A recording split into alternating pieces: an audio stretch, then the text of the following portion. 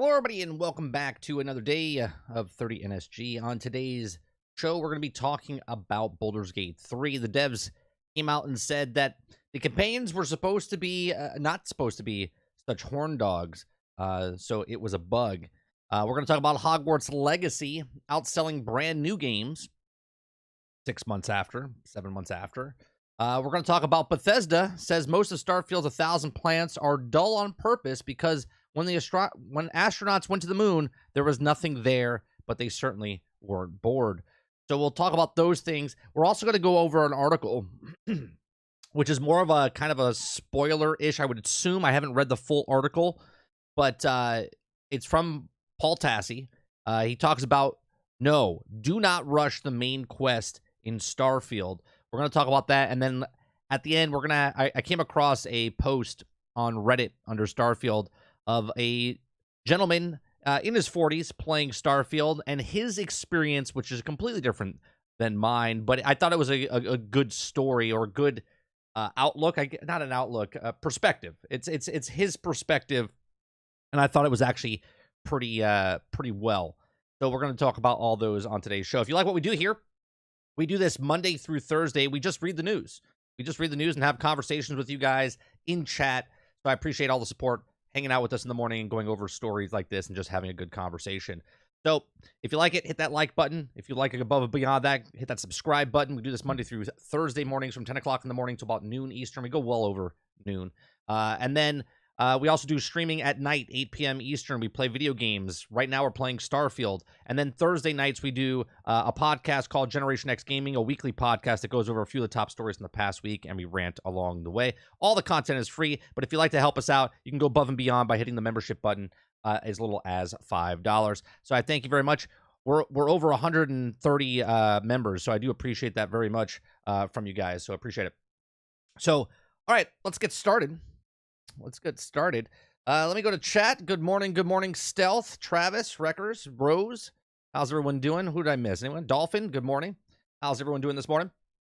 Thanks for showing up. Thanks for hanging out. Let's go to the first topic here. All right, so turns out that Baldur's Gate 3's companions weren't supposed to be such horn dogs. Now, I hate to admit this. I'm only 11 hours into Baldur's Gate. 11 hours into Baldur's Gate. Got a lot of stuff going on. I absolutely love the 11 hours that I was playing, but I never got to sex anybody up in the game yet. So now they're patching it. So just like my luck, I won't be able to sleep with anybody. Finally, I can I can long rest in peace. So though I did have an outing with this guy though, or not this guy, the vampire dude. Though I love my time in Baldur's Gate 3, the writer says, I hope to return to it once it's certain other massive RPGs out there.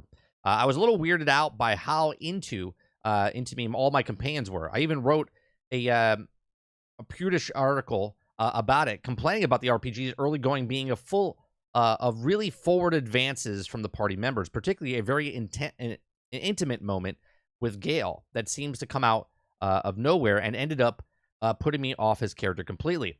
I just like Baldur's Gate 3 a little bit more than it took a cold shower every now and then, I concluded. Well, it's now had one metaphorical, and it turns out to be a misgivings where they were at least partly justified over the gamer.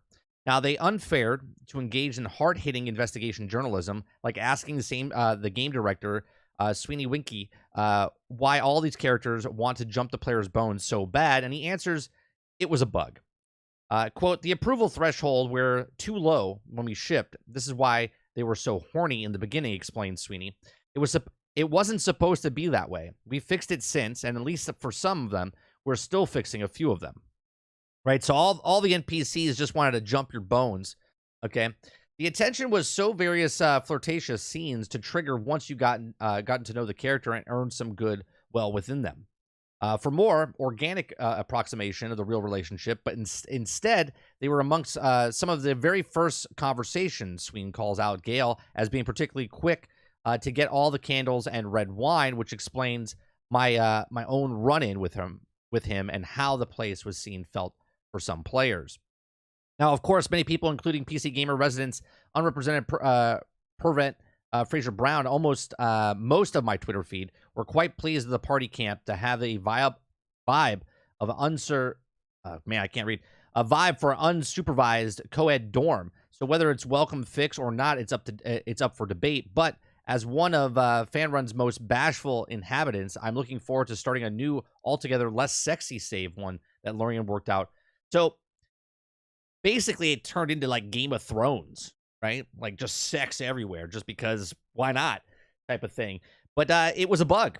It was a bug. So all your companions weren't supposed to sex you up. I guess I could have had sex with the vampire dude. I think Gale was the guy's name, if I remember correctly. He's the guy that you find in the pretty early on in the game. You find a lot of them pretty early on in the game, but you find him with the boar that he's running out of the bushes or whatnot. So yeah, it's accurate. Right? It's accurate.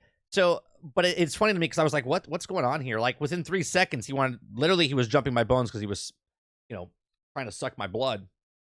And then it got into this, and I was just like, oh, okay, that's not how I roll. Really, literally, that's not how I roll. So it's interesting to see that it was a bug. What? A bug? It can't be a bug in Baldur's Gate 3. It's the most perfect game on the planet. So it's interesting to know that it was a bug and it's not how the game was supposed to be. Is that what his name is? Is the vampire? Which one's Gale? Because you have... Oh, Gale's the magic guy. Right. That's right. Dave Rose says, I find it very boring. What do you find very boring? Baldur's Gate 3? Yes, Gale's the portal wizard. That's right. The vampire tried to sex me up. Yeah, that's Gale in the picture. Yeah. Bugs, what? In a 10 out of 10? Yeah, exactly. So, and I'm being facetious, right? I wasn't mad about by the way. Oh, I got you. You guys are talking it out. All right, let's see what you guys are saying in chat. Morning, Water. Morning, Jesse.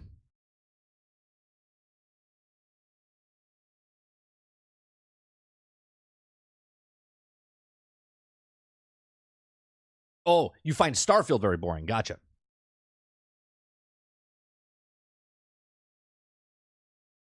I don't think anybody said Baldur's Gate was 10 out of 10. Oh, here we go. Here we go.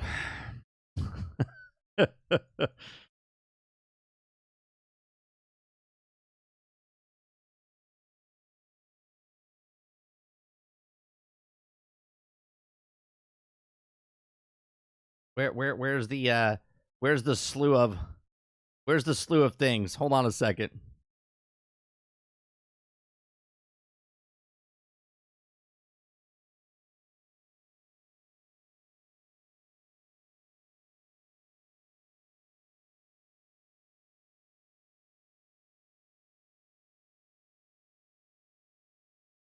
Come on. Now, those are the Metacritic scores. That's fine. It's the highest Metacritic score. I want to show...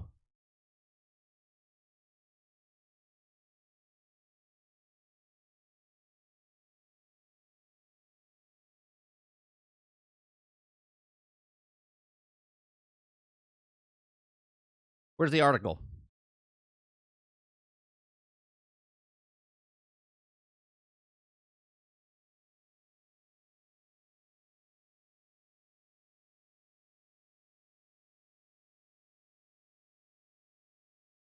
These are the ones that say, it's Legends of Zelda. Where's the review scores? For God's sakes. Yeah, you know what I'm saying, Travis? I can't find one typing it in. It literally was all over the place. 10 out of 10. Thank you, Rose. Thank you.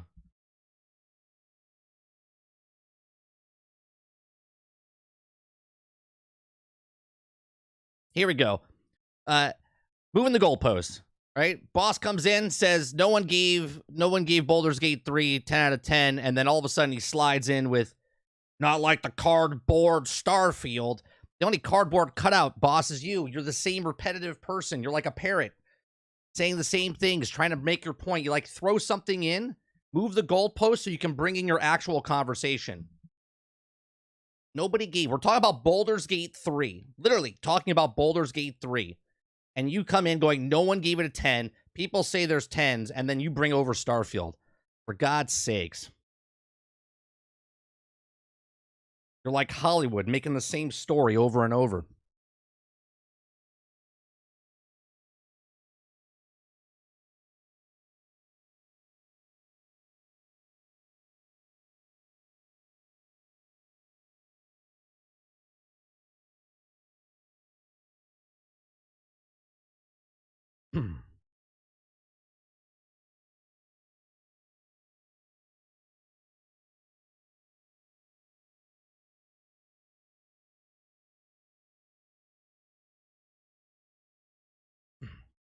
Playing perfect.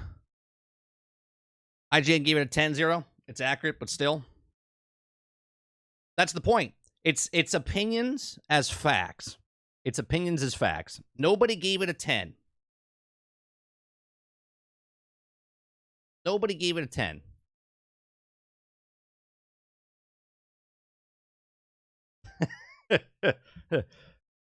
Boss likes Starfield. Boss likes talking about anything but PlayStation related. Except unless it's PlayStation. The actual console itself. So, back to the actual topic of Baldur's Gate 3. So the bug of the horny companions was a bug, not a feature inside the actual game. So Baldur's Gate 3, I actually love what I've played. Again, I've only played 11 hours of Baldur's Gate, a little less than 11 hours of Baldur's Gate 3. I don't know when I'm going to find time, but I also said I'm going to take my sweet, sweet time with that game, and I'm looking forward to putting more time into that game. Right now, obviously, I'm playing the latest, hottest new game that Boss raves about. So, Baldur's Gate 3 is a great game. Yes, and that's the conversation we're having.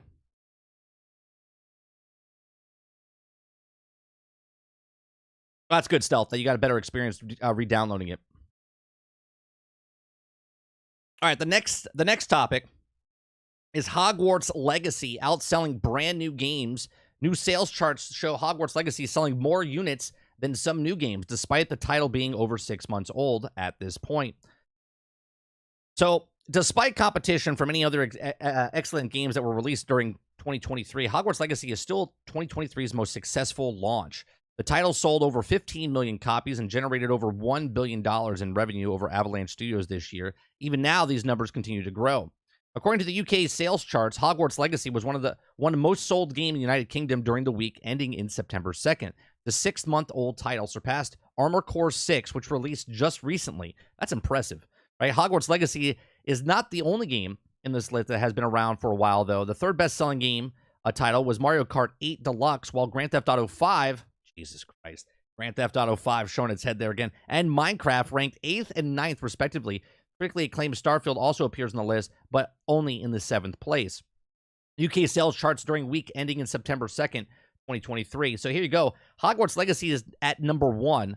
Star Wars Skywalker Saga is up there, which is pretty impressive.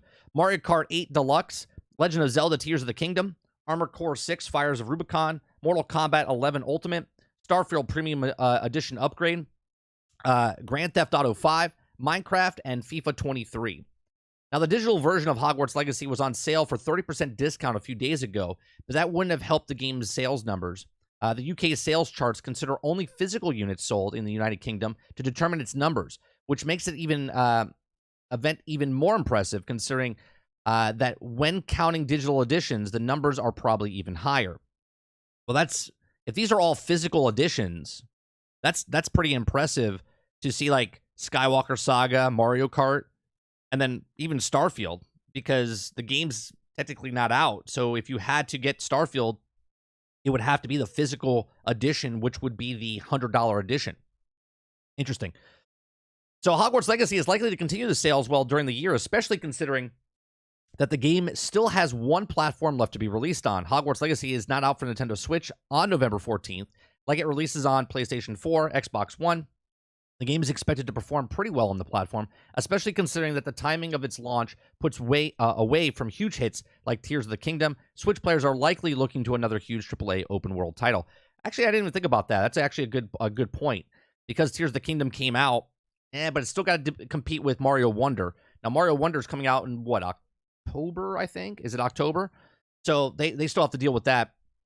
So Hogwarts Legacy, we do know, sold 15 million copies on the PlayStation 5 and Xbox Series XS when it first launched, and I believe PC as well, but we don't know the total sales. But 15 million, still the top-selling game of this year. And there's been a lot of games coming out this year that the title could have easily gone over to.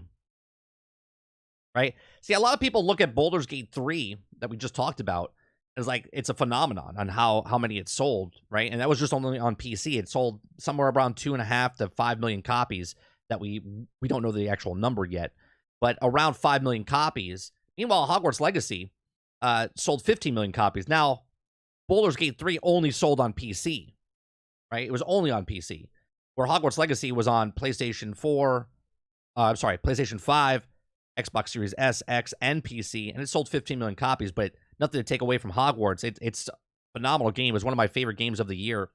Definitely looking forward to seeing if it gets nominated for the 6 spots that are in the Video Game Award show. Jesse Max says, 30, I really wonder what Hogwarts Legacy is still his biggest selling game of this year, but Spider-Man 2 will come out next month. Without the Hogwarts Legacy, will still be #1 spot. Thoughts? I think it will be, because not only is Hogwarts Legacy on the 4, the 5, the S, the X, the 1, and then coming out for Nintendo Switch and PC. That's 7 systems that you can sell Hogwarts Legacy on, where Spider-Man 2 is PlayStation 5. That's it. So yeah, Hogwarts Legacy still has legs. Right? Still has legs. October 20th, same day as Spider-Man 2. There you go. So yeah, it still has to deal with the end of October, and then it comes out about a month, three and a half weeks later.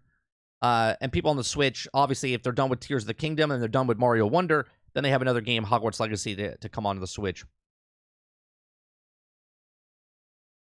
Dabstick Games says, not playing. That's new that I thought I would, but ended up doing the 5M thing. Pretty fun starting the city in 5M. Didn't ask what identity it was. Yeah. Considering Spider-Man 2 is a PS exclusive, Hogwarts is on every platform. I don't see that happening. Yeah, Kylo, that's exactly correct. Game of the year is going to be a tough pick for some folks. We'll be crying no matter which game is picked. Tiny, I don't even think it matters. And we've talked about this in the past. I don't think it matters on what game wins, because it's all like a popularity contest at that point. I think just getting nominated, what's the 6 games that get nominated, which we can look. I don't know if you guys are voting still. It's going to stay up until the Video Game Awards come up, and then I'll close it down. But on our Discord, in the poll section, you guys can, anybody can vote on this. So if you are you want to join our Discord, you can join our Discord and then vote for your 6. Vote 6 times. You can want only one of each pick, but only vote 6 times. Right now, the leader is tied between Hogwarts Legacy and Legend of Zelda Tears of the Kingdom. Both have 20 votes. So that's 1-2 nominations. The next nomination that we have at 17 is Starfield. The next one at 16 is Spider-Man 2. The next one at 15 is Baldur's Gate 3. And the last one that's nominated for the 6th spot is D, which is Final Fantasy 16. So we have Hogwarts, Final Fantasy 16, Baldur's Gate, Spider-Man, Legend of Zelda, and Starfield are the 6 that so far our community is picking for the 6 nominations that will be in the running for Game of the Year. Morning, Silent Warrior. Hogwarts still has yet to drop on Switch as well, which I'm sure it'll sell like hotcakes. Yeah, I mean, I said this months and months before Hogwarts came out, I said it would sell somewhere around 30 million copies total, is what I said. Right? And I think I said by the end of the year. But we'll see. We know it's got 15. We're halfway there to my prediction.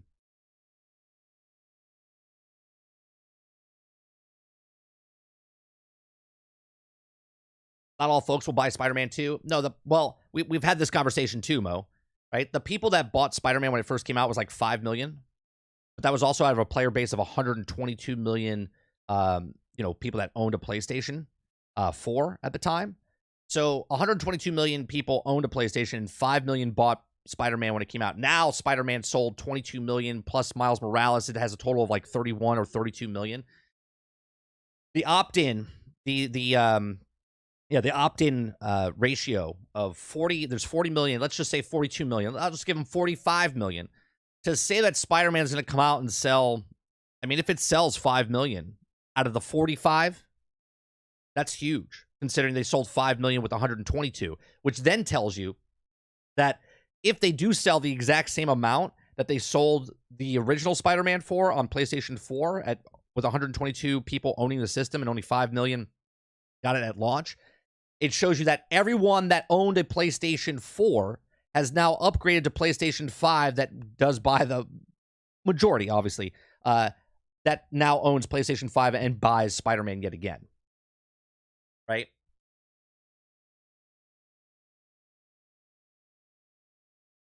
Dave Rose, you think it sells 20 million overall? Spider-Man or Hogwarts?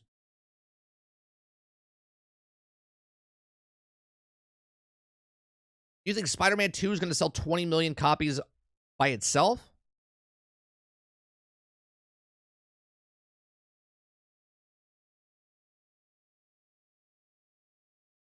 In like its lifetime or when it comes out?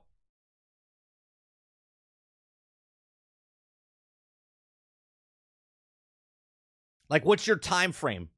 Like lifetime 20 million? Or are you talking 20 million by the end of the year?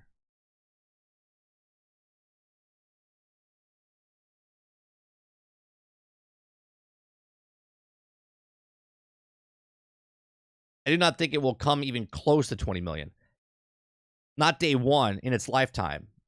In its lifetime, I would say, in its lifetime, in like 3 years, probably. Right? Here. Spider-Man 1, 33 million copies total. Right? Total. That's with Miles Morales. Right? That's with Miles Morales.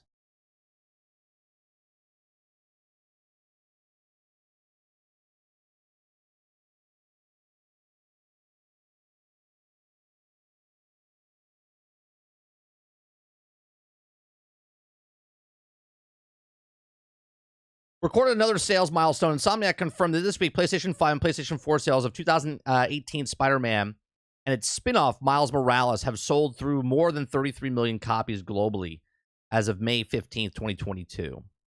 The last time Sony provided the sales update of Marvel Spider-Man was in August of 2019, which was 1 year, right? Which was one year when it revealed that the game had sold, right? Because it came out in October of 2018, correct? So let's say it's almost 1 year. We'll just give it 1 year. 13.2 million units with repeat sales on the first game is remastered edition on PlayStation 5 and Miles Morales. Those numbers have been boosted to 20 million since then, an impressive total. Okay?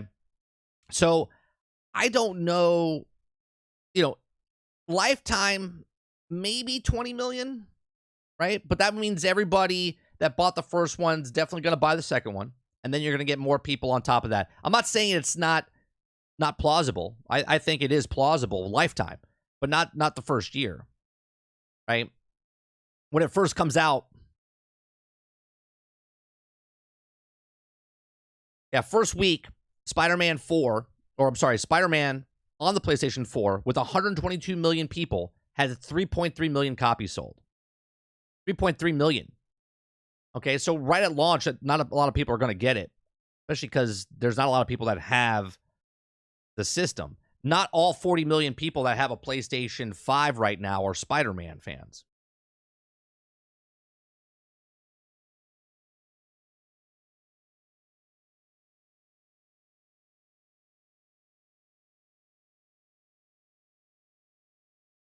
September of 2020, yeah, 3.3 million in the first month. So it didn't sell that many after the initial sale. 2.42 million units. Marvel Spider-Man sells an estimated 2.4 in the first week at retail sales, and the first month it sold 3.3. So I honestly don't think it'll make the 20 million, like, maybe first year, maybe a year and a half or whatever.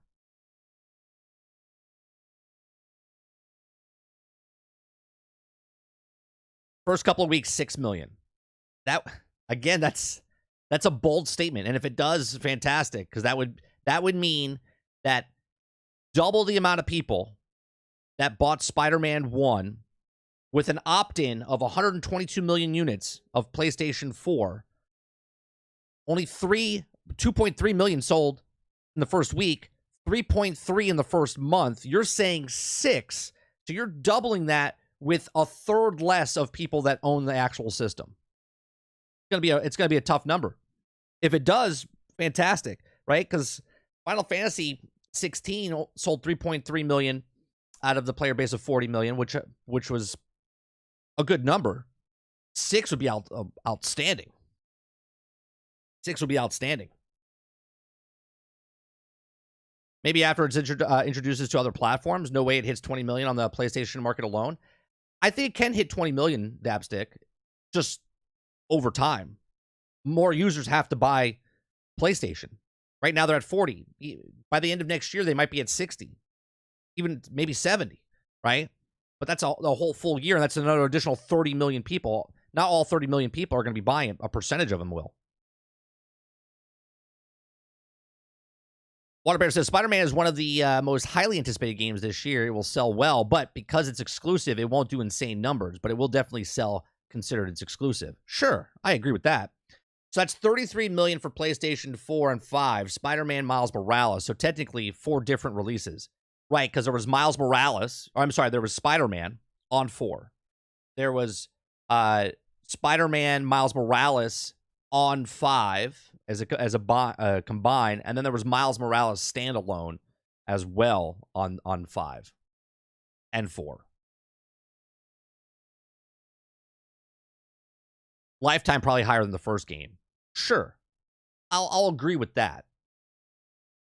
But that means it would have to, and then Rose would be correct, right? Because it's 20 million for Spider-Man 1, but that's over 18, 19, 20, 21, 22, 23, right? That's 20 million units of Spider-Man, and it's also combined with Miles Morales, right? So that's 6 years of sales.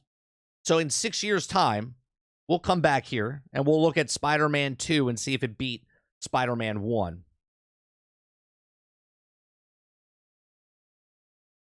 Let's see. Tiny says, or time to play Spider-Man 2 right now from backlog of games release.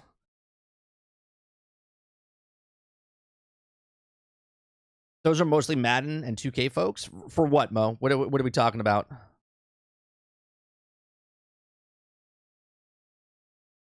I grab it for PC if it was on sale. Well, I'm one less sale, right? Because I don't own a PlayStation 5.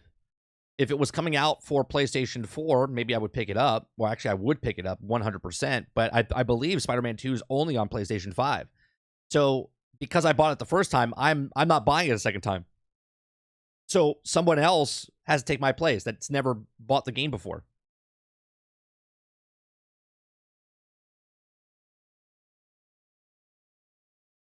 I don't see the hype for Spider-Man. I mean, I love Spider-Man, Mo. I love Spider-Man. I love the game. It's one of my top games of all time.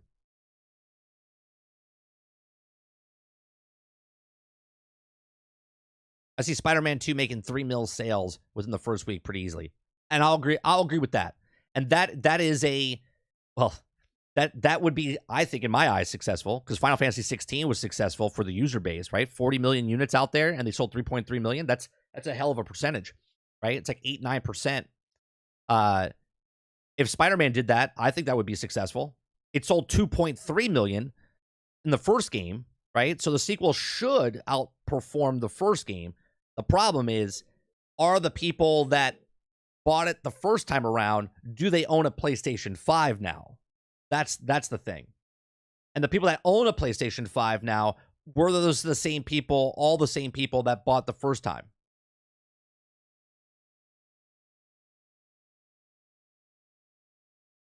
PlayStation users aren't penny pinchers? Sure. Didn't say they were, but there wasn't units out there. And people that are looking for it, regardless if you think they're not penny pinchers, the logic is there's 1/3 of the player base that can buy the game that they did last time. I mean, it's simple math. 122 million people, 2.3 million people bought Spider-Man when it first came out. Now we have 40 million units. So even if it goes to 2.3, that's really impressive. But those are the same clientele that bought the first time. And they also bought a PlayStation 5. All the other people that bought it after the fact probably are still on PlayStation 4, and they can't get PlayStation 5 yet. If it's not in their territory yet, maybe they're out because they're selling still, or they can't afford it right now.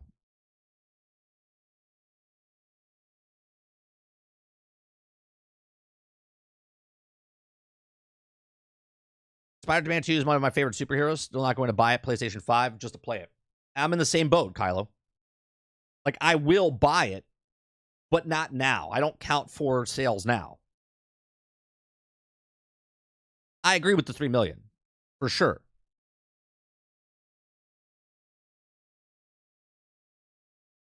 Mo's not excited because he's not on Game Pass. Well, it can be said the same thing for him enjoying a game that's on Xbox and people shitting on the games he's enjoying because they're not on Xbox, right? It's the same thing. Door swings both ways. I never played a Spidey game and haven't watched the Spidey movie since Spider-Man 2 that I had on the PlayStation 4. Oh, that was a good... I like that Spider-Man game, Farmer. I like that.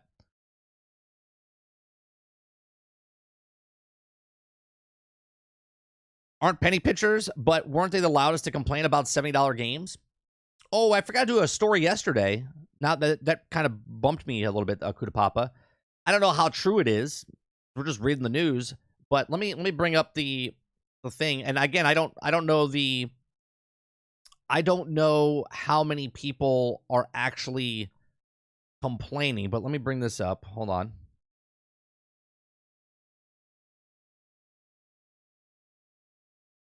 Let me see. Oh, give me a second. Give me a second. I have a long guy outside. Give me 1 second.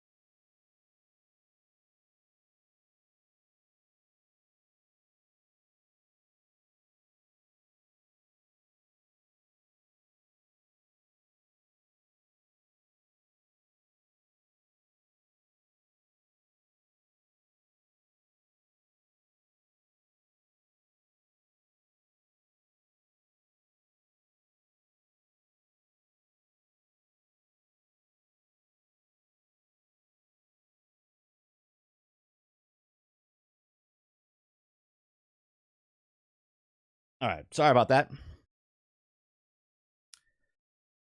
All right. Let me see if we got the thing I was...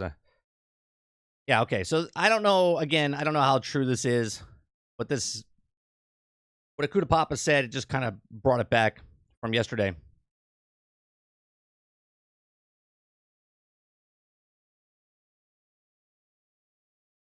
I'm out of breath now. Give me 1 second.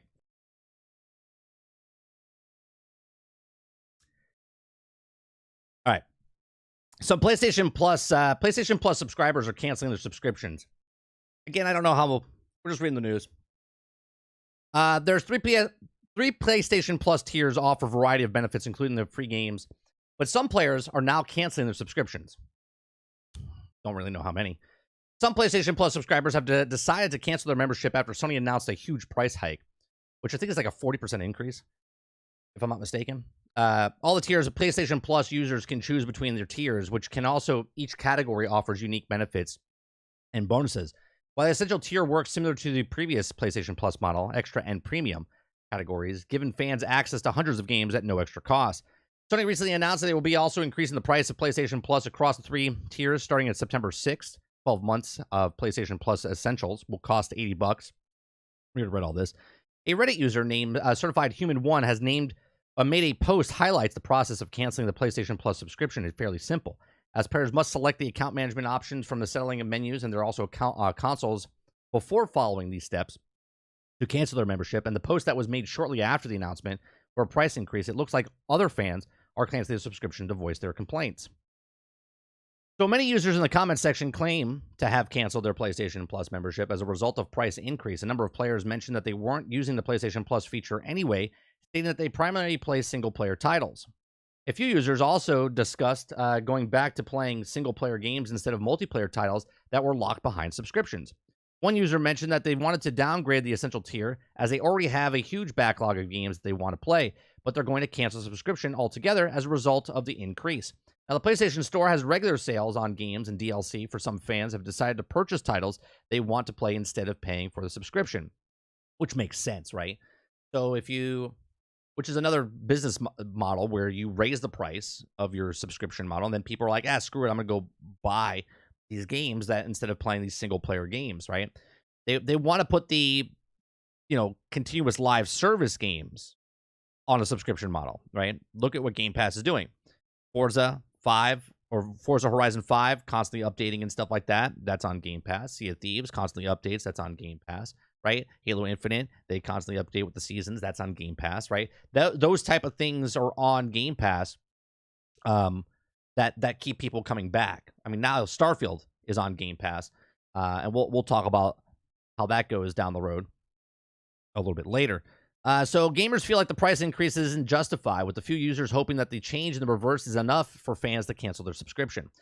So I can see it happen. I mean, I don't know. We would have to see a number. We're not going to see a number until like the end of the quarter reports or whatnot, because it starts on September 6th. So they're going to know a lot of people are going to cancel their membership before the price increase happens, right? There's a lot of people that have the subscription models, and this goes for all subscription models. All subscription models out there, people have and don't even realize that the price increases. And they're like, they just get a monthly deducted out of their bank account every single month.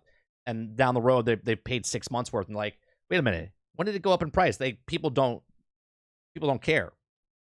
So it is interesting though, for what triggered, what Akuda Papa said up there and what Boss said, where people don't penny pinch, PlayStation fans don't penny pinch, but yet people are canceling because they're trying to save some money. I don't know. Maybe the correlation's not there. Maybe PlayStation fans are not just the people that just want to blow money. Maybe they also want to save money. I don't know. Could be. Let me see what else is going on here. What you guys are talking about inside. Where is that? Collector's Edition. Already read that. Papa says the penny pinchers. Jim Ryan knows that you guys aren't penny pinchers either, rising the price of PlayStation Plus and PlayStation fans defending it. Well, there's also people leaving though, Kylo, right? Yeah, but you forget that there's a new book coming out called Sony Good, Xbox Bad. Mo says, I'll I'll pinch all my pennies. Fuck what you're talking about. Yeah, I don't understand. I don't understand the like.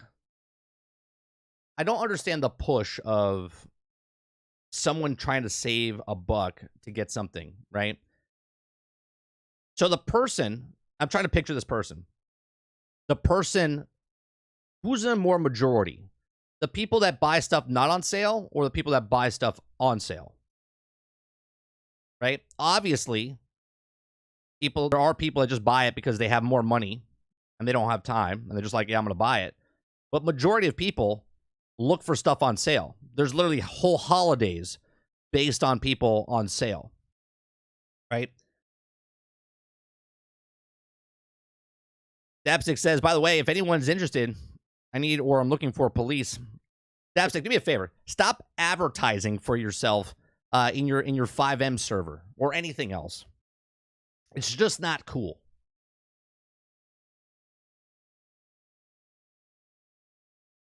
Lawn guy is code for weed. No, it's actually lawn guy.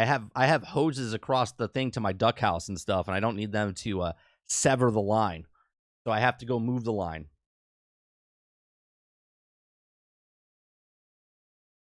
Kuda Papa says, I'm not broke, and I will probably out-earn most people over my life. Just making sure to bring the truth out. Right. Boss comparing dick size. I don't care about the new prices for PlayStation Plus.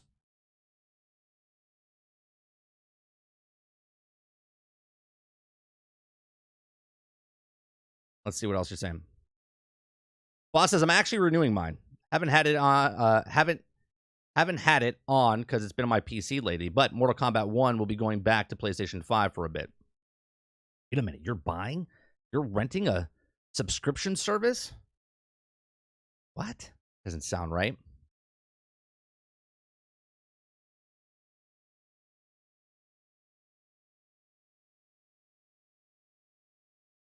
I've had a bunch of my friends lower their subs or cancel. Bad luck for Sony. I don't know. I think people will buy it, obviously. I mean, Netflix raised their price. Disney Plus raised their price. Game Pass raised their price. PlayStation raises their price. I think people will buy it. Again, we don't know how many people left. We would have to find out in a quarterly report how many people left, right? Because when the people leave and the people come, there might be a 2% increase. Rose said, I renewed mine for 2 more years before the hike took effect. But most comments I read, PlayStation fans are not canceling, just going to a lower tier. But see, you would be considered a penny pincher, Rose, by boss's standards, because you got in to save money before they raise the price, right? You would be considered a penny pincher.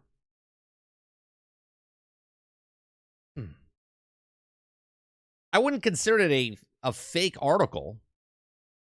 It's just bringing to the attention that people are canceling. It doesn't say how many people are canceling. I wouldn't consider it a fake article.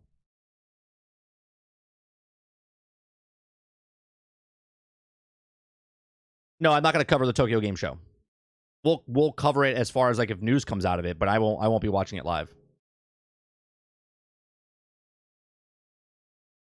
Kylo says, I'm going to make sure that my fiance knows about the price increase. Feel like she's has no idea is going to charge her more. And that's the point, though, Kylo. Like, most people, when they raise prices, there's a percentage of people that don't really care. And not care, like, because the price is going up in price or lowering or whatever. They don't care because they just don't check their bank accounts and stuff like that. They're just like, whatever. Right? You sign up, you pay the monthly thing, and then that's it.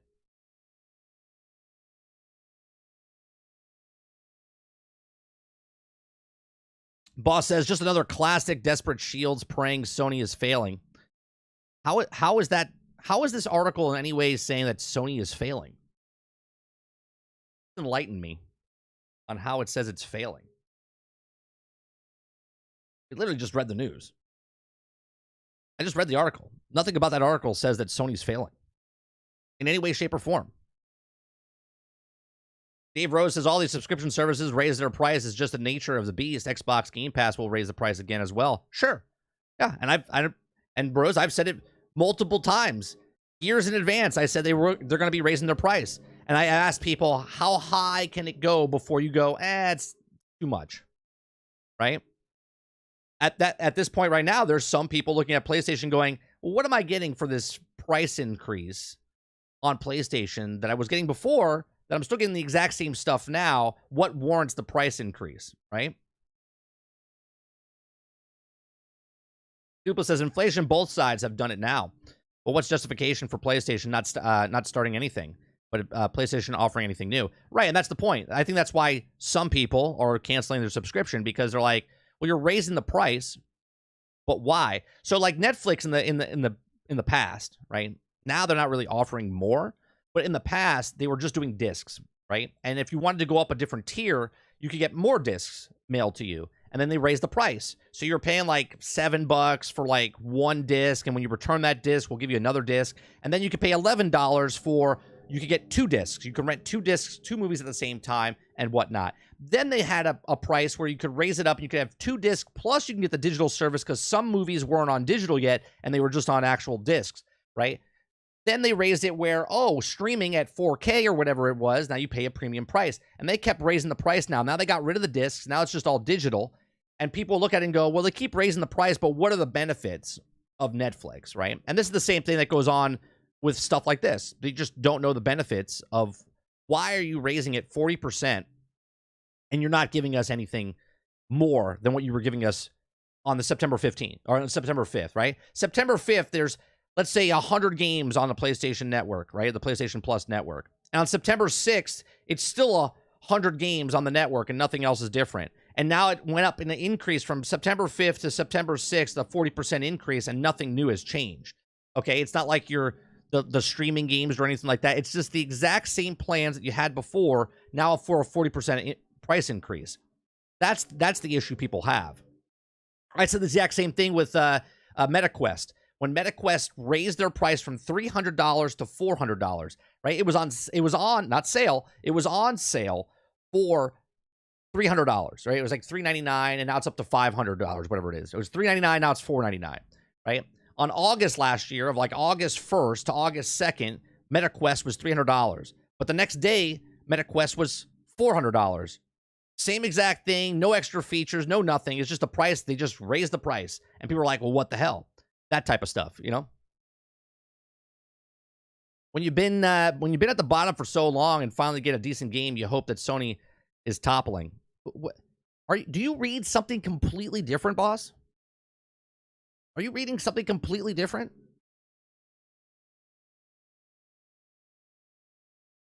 What am I getting for the price increase? Nothing. Exactly. It did take 6 years before the increase of Game Pass, but less than a year for PlayStation went up, saying, and $2 is way less than 40. I actually think PlayStation, didn't it go up twice? Didn't the last price increase happen? It feels like within the year, like one full 12-month cycle. It might be like a year and a half, but I could have sworn PlayStation raised it, and then now they raised it again.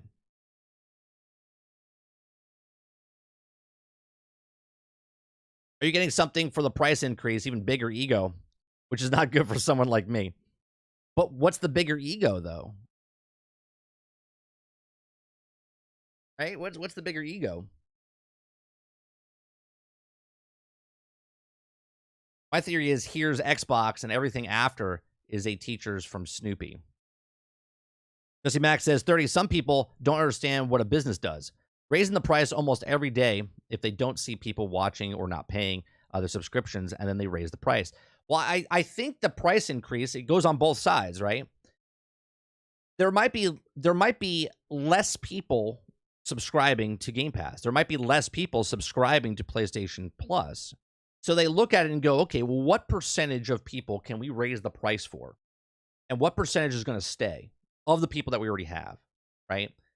They look at the percentage. They're like, okay, how many people are buying? I mean, the data shows it. They'll never show us this data, right? But the data shows that out of all the people that are on PlayStation Plus or Xbox or whatever streaming service you want to pick, okay, how many people are engaging? How many people rent movies? How many people play games? Out of that percentage, how many people are playing new games or different games? Out Out of those people, how many people are buying microtransactions from these said games from our streaming service, right? And it goes down and down and down. And they go, all right, well, 20% are making 80% of this number. Okay, so if we raise the price, the 20% is still going to be there. Out of the other percent, of the 80%, out of those, how many people will stay on the service if we increase the price by $4, $5, whatever it is? And if those people stay, then now they've instantaneously already made that much more revenue because they're like, all right, we lose half of the 80%. So now there's 40% of that left over, okay, that is going to now pay the higher price, which then covers the people that are leaving. You see what I'm saying? Apparently there's nothing to play on the other side, or bashing is what they're playing right now. 76 says, I always had the lowest tier just for accessing multiplayer. The upper tiers never held any value to me. So 76, are you gonna continue paying for your lower tier because it's multiplayer? It's still value for you. You're still paying. What's the lowest tier for the year? $80. So $80 for the year, right? So you're paying less than, was it like 7? It'd be 120. So it's like what, $6? Is that right? $6, $7? What's it, $80? Yeah, it's $6.60, right? So for $6.60, you think it's still worth your time to hold the lowest tier.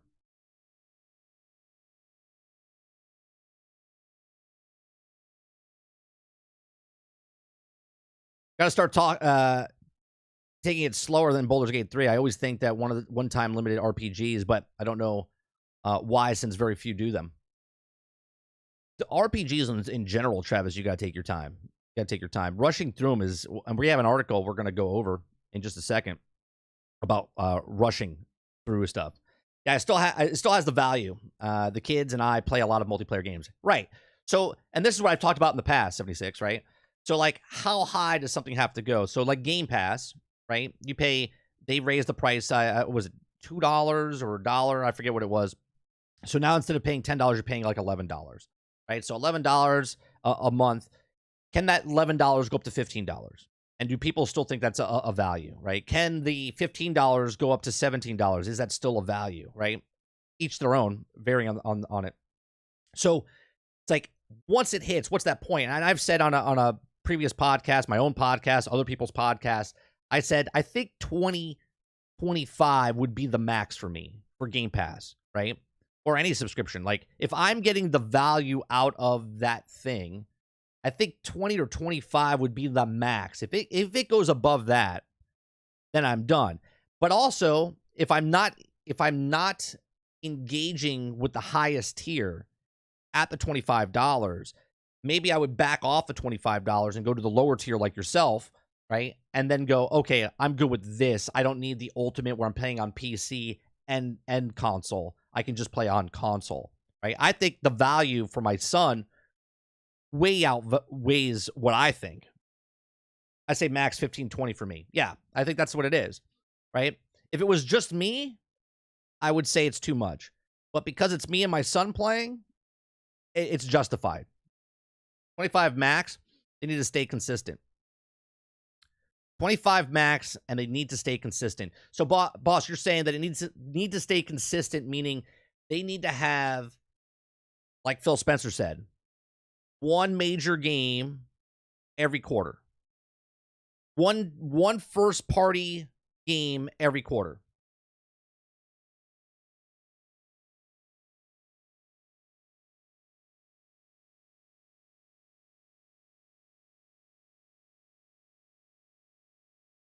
Buddha Papa says, why see the move by Sony as really bad? They don't offer enough in comparison to Game Pass. Already so off the bat that their pricing wasn't great with no new offerings and everything. Look, I'll stay by what I say. I think the market will bear whatever it bears. But I also think, and I'm not saying it's going to happen anytime soon, this is also me saying that I do agree with Sony's business model. I do believe that you shouldn't put your first-party titles day and date, okay? I think it's bad for the industry if you do it day and date. Okay. Now, obviously, people are going to disagree with me because of Game Pass and Starfield and all the stuff coming out early. I feel that the industry would thrive better, just as a whole, as an industry, if they release that God of War, they release that Spider-Man, let it breathe, let it sell the 3 million to 5 million copies, get that money for it, get the influx of the money back into the studio, and then 6 months, 8 months down the line, then they go, oh yeah, it's on the highest tier in the thing, right? And that's the way I think. But saying that, I also believe that PlayStation, within 3 to 5 years, will look at it and go, we might have to do what Game Pass is doing. Because it all depends on if Game Pass takes off and people like the day and date. Right now, we know of 25 million or 22 million people that have Game Pass. We'll see what happens after Starfield comes out and other things start coming out if more people start going that way. Because if more people start doing the subscription model, the day and date, and then Nintendo maybe picks it up and does day and date down the road, right? Then maybe PlayStation would have to go, yeah, God damn it, we have to do it, right? Because the market will pressure them to do whatever. Megan says, I bought this year's plan. I bought the year plan, but only played Ghost of Tsushima. The games on sub are good, though. You got it all year, but you only played Ghost of Tsushima. Wouldn't it be cheaper to get Ghost of Tsushima on a used copy? Unless you have a digital PlayStation, then you can't do it. Which is another conversation, right? They get you in. Kylo says, it's bad luck. But people will still play it. Of course, there's always going to be people that pay it and complain, but it doesn't change anything, sadly. But will Starfield change the game when it comes to that? I think the justification, the day and date, is well worth the price alone on Game Pass. If you're a person that likes new games, day and date is a huge factor for Game Pass.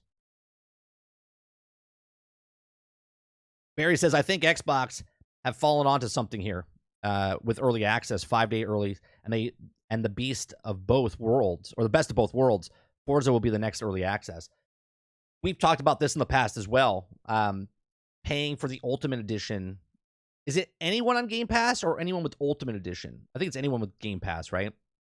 I mean, obviously, all the people, because we said it for months and months and months and months and months and months and months and months. I said, who is going to pay for Starfield if Starfield's on Game Pass? And they went, you know what? Who is going to pay for Starfield on Game Pass? And they went, wait a minute. What if we take Starfield, give it a 5-day early access, we make DLC for Starfield, and we include that with the $30 purchase, okay? And we get people to get the 5-day early access, the DLC, the first DLC that comes out for Starfield, and then we charge $30, right? Well, they charge $35 or $34, and they gave you a 10% discount, so they made it down to $31, and now they made an additional $30 off of the person that's paying a monthly fee. So get this now. Anybody that paid the $31, okay, that automatically takes 3 months off of Game Pass, okay? Because now Game Pass, if they have a regular standard edition, is $12.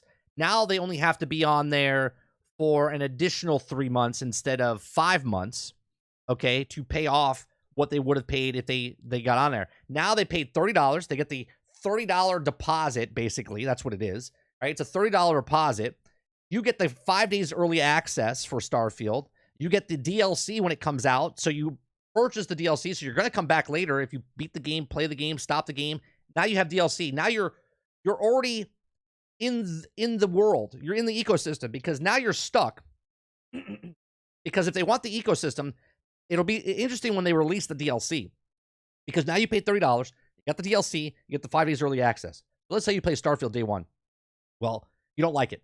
You're like, I didn't really like it, blah, blah, blah. They already got $30 off of you. Then you wait 3 months, right?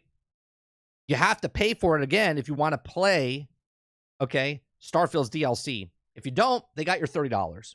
They got your $30. But if you keep it and go, I'll come back later. Well, then you stop. You forget that you're paying monthly. Well, then they got you for 1 month, 2 months, 3 months. They've already paid you off. You already bought that game, right? You're going to come back. It's super smart of Microsoft to do what they just did.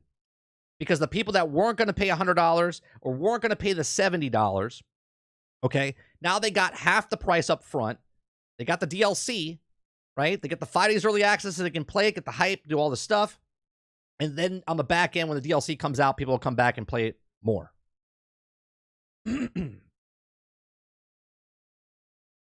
paid $100 Steam edition. Best $100 I've spent so far on a game. Starfield is the first party. All I paid was $30, and I get the DLC early access. Right, Mo?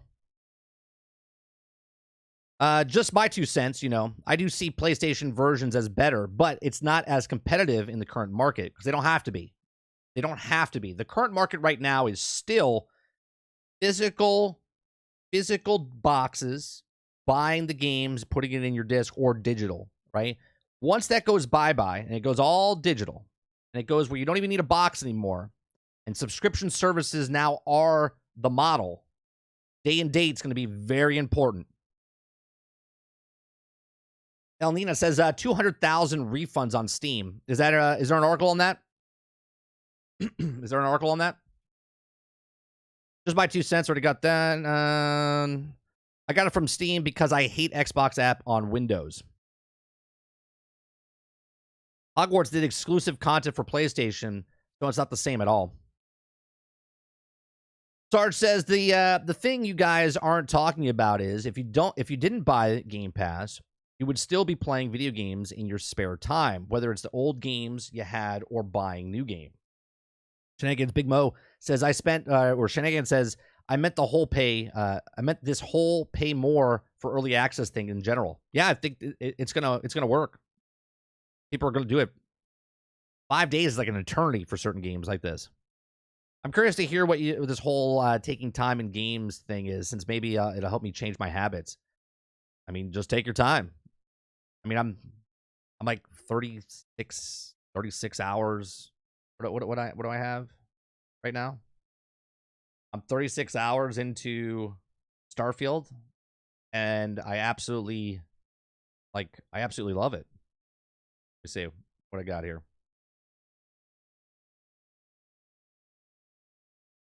There it is. Games.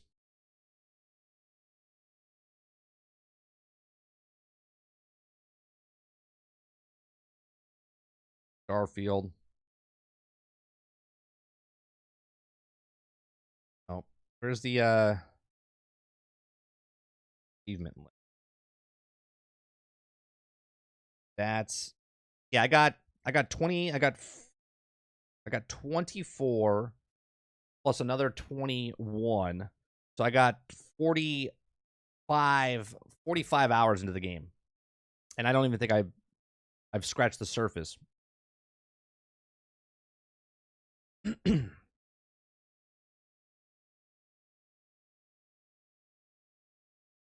That's been going on well before Hogwarts. Hell, Forza 5 did that last year.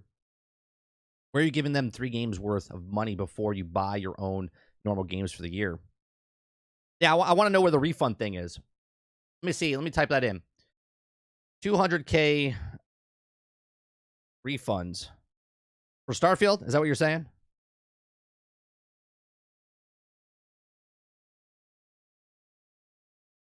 Okay, Starfield, Space Epic from Bethesda Games.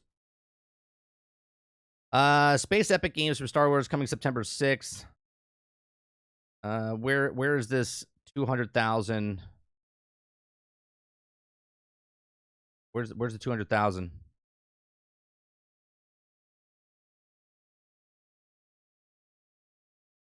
200,000 people playing it. I don't see 200,000 refunds.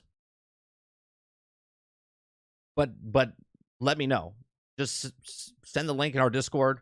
I'll be more than happy to bring up the refund story up on stream. Did anyone do the corporate espionage quest in Chain and Starfield? I have not. I don't even know what you're talking about, Shenanigans. Water, I would say that Starfield is not a game you play. It's a game you experience.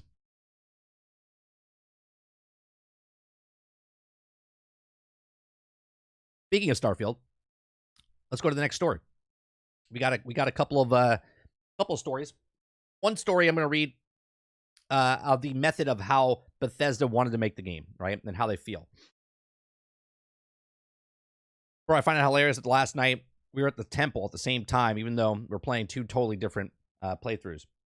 That was my first. I don't want to spoil anything for anyone, Sarge. Don't say anything because it's part of the main quest. But I was very surprised. I was very surprised. All right, so the third story is Bethesda says most Starfield 1,000+ planets are dull on purpose because when the astronauts went to the moon, there was nothing there, but they certainly weren't bored. Okay. So space is big and the most part of the kind and dull. The hearty thrill of setting foot on the planets as no human has ever seen. Aside, most of the celestial bodies in our universe are just big.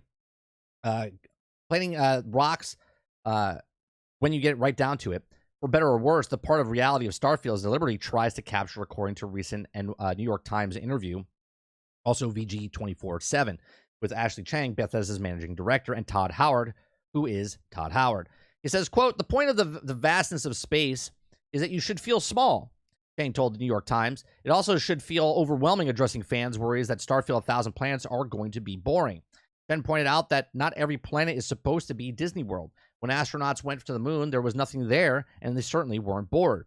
So Starfield's many globes are meant to be sparse because, hey, the vast majority of planets out there are sparse. But sparsely isn't meant to be compensated for by wonder of exploration. The sheer thrill of stepping onto a planet previously untouched by humanity should be more than make up for the lack of, well, much of anything going on.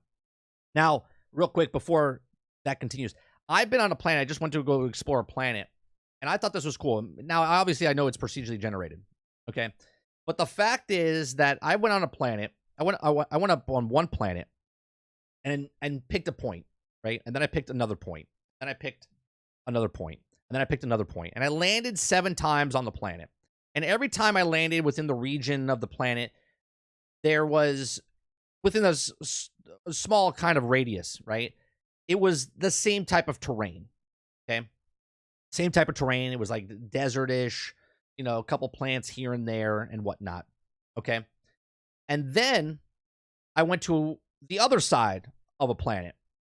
So I clicked on a spot, then I went to another side, and then I went to the other side, and I found different biomes on a planet. So I tried it. Now, again, I would have to keep trying because I don't know how this works. I don't know if they have a set predetermined. So if I go to Mars and I click on Mars, it's never going to give me plant life on Mars. You know what I mean? It's just a barren rock type of red dust planet, right? But if I click on, I don't know, some plant life world, I click on it, and then all of a sudden now I click and I find vegetation, and then I click another spot on the planet, and now it gives me like a desert biome, and then I pick another one, it's more of a rocky biome, which there's different biomes on the planets. But no, it's not one planet, it's just a tile that they've created, but it gives me that feel of I took off my ship, I landed on another section of the world, and then there's predetermined or procedurally generated terrain. So I actually like that. Now, the sentiment was echoed by Howard. He says, all of us think at some point, look at the sky and say, man, I wonder if that would be like to blast off and land on the moon. Howard told the New York Times, remaking it, we need the scale of Starfield to have that feeling. We should have made a game where all 4 cities or all 4 planets, but you would not have the same feeling being this explorer. So this is another real good thing, and maybe Jesse Mack can weigh in on this a little bit because I know you're testing a certain game, and I'm going to be excited when that game comes out. Okay. But I feel like that's what Star Wars Outlaws is going to be, right? And that would be a good comparison of what's happening because Star Wars Outlaws is like an RPG. You're playing as, what was her name? Vasquez, right?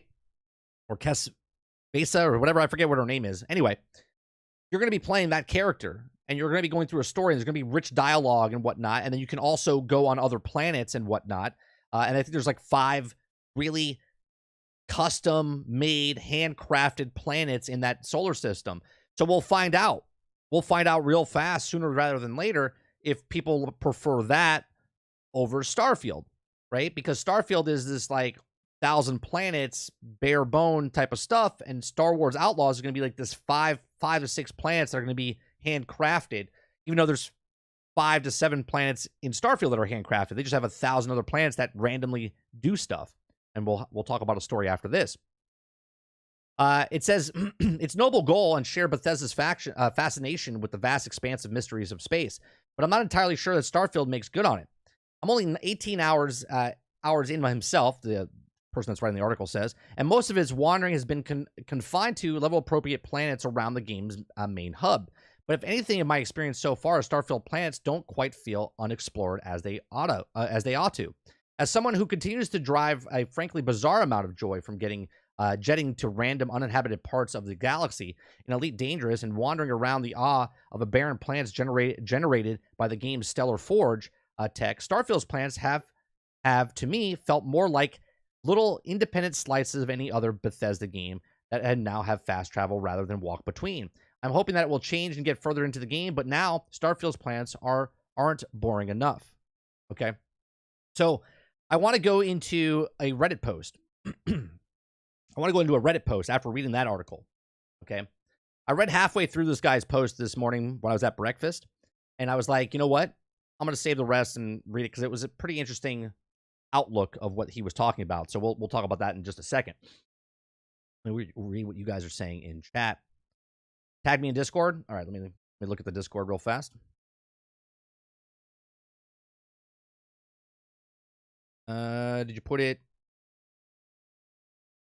News stories. Thank you very much. Steam players request almost 200,000 in Starfield refunds.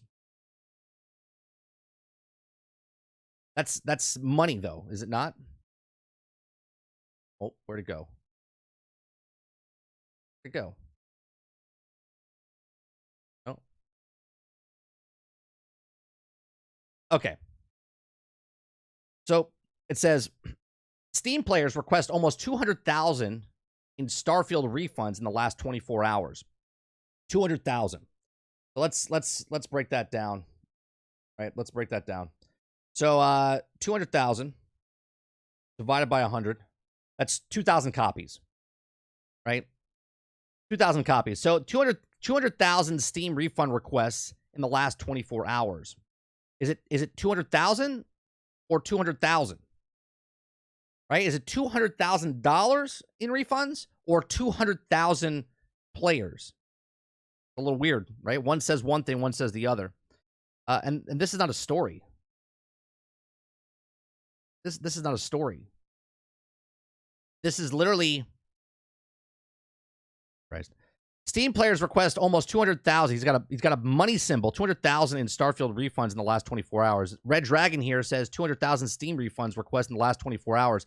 I know English is hard. I do know English is hard. Okay? But is it money or refunds? Now, refunds requested here, it does say 198,000, which is almost 200,000. But my question is, why is one say money 200,000 and the other person? So who's wrong? The person that he's getting it from, which is this dude.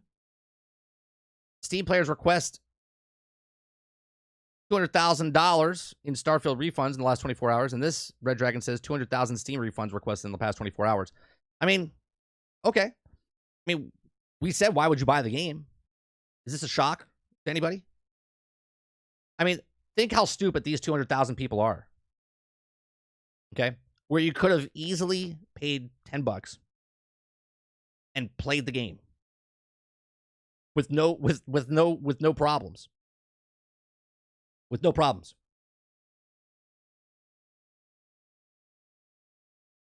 Thank you for sharing that. Thank you for sharing that. If the game is big and open enough, nothing is I say that is boring. You'll just keep the player's attention in strangers or random encounters. Let's see. Travis, I will say my piece on Thursday. There's too much to say.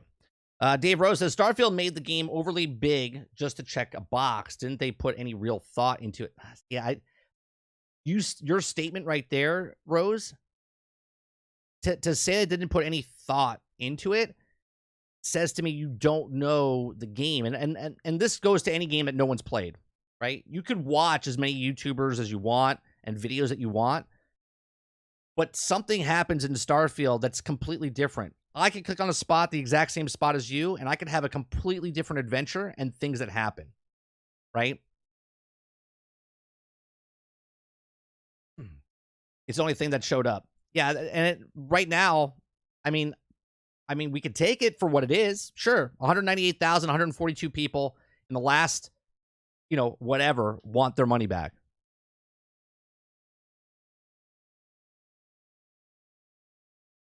My plan was to wait until the 6th to play it, but I said, well, I'm going to take the chance. Paid off. Couldn't be happier. Watching and playing are two totally different experiences. Do you believe Starfield lived up to the generational hype? I don't know about the generational hype. I believe it lived up to my hype of what the game was that I've been saying on this channel for over a year. I mean, officially since when they showed it last summer. Not this past summer, but the last summer of 2022. And I said it's Skyrim in space. It's Fallout in space. That's exactly what it is. I played it for 15 hours. Just did not like the game at all. I get that, Rose, but you didn't experience it. So let's go to this guy. Okay. This is a 40-year-old gamer. He says, how people are not enjoying this game. Now, each their own. Might not like Bethesda games. You might not enjoy this game. But I'm going to read it anyway. Okay? He says, let me preference this by saying I'm a 40-year-old gamer who's been playing video games since the 80s. Rock on. Okay, with the original Game Boy. I've never touched a Bethesda game before, and this is one of that as I'm a super space nerd, and this game got me to purchase a Series X just to play it. Boy, do I feel justified in my purchase. This game is freaking amazing. And I'm still on Crete. Now, I'm just reading the news. I'm not trying to and fluctuate anything. This is not me. This is someone else that wrote this. Okay, he says, I'm still on Crete. If you guys don't know what Crete is, it's the starting planet. The starting planet. Okay? He says, let me tell you guys. I landed and got my out of my ship, first of all, and this fucking game is gorgeous. I look and saw the little blue waypoint marker and I'm supposed to follow, but then I looked around. And again, I see all these little black, white markers as well. I'm very curious of a person, so I like to be thorough. So I said, let me run. It's something about 40-year-olds. Something about 40-year-olds. We're just more thorough. We like to look at every nook and cranny. That's how we used to play games.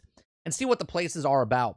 I'm running. I'm exploring. I'm mining materials. I'm scanning flora, fauna, even fighting some little aggressive fauna, extracting the materials. And the whole time, I'm just happy, little space cadet, hopping around, and what I thought was a barren planet.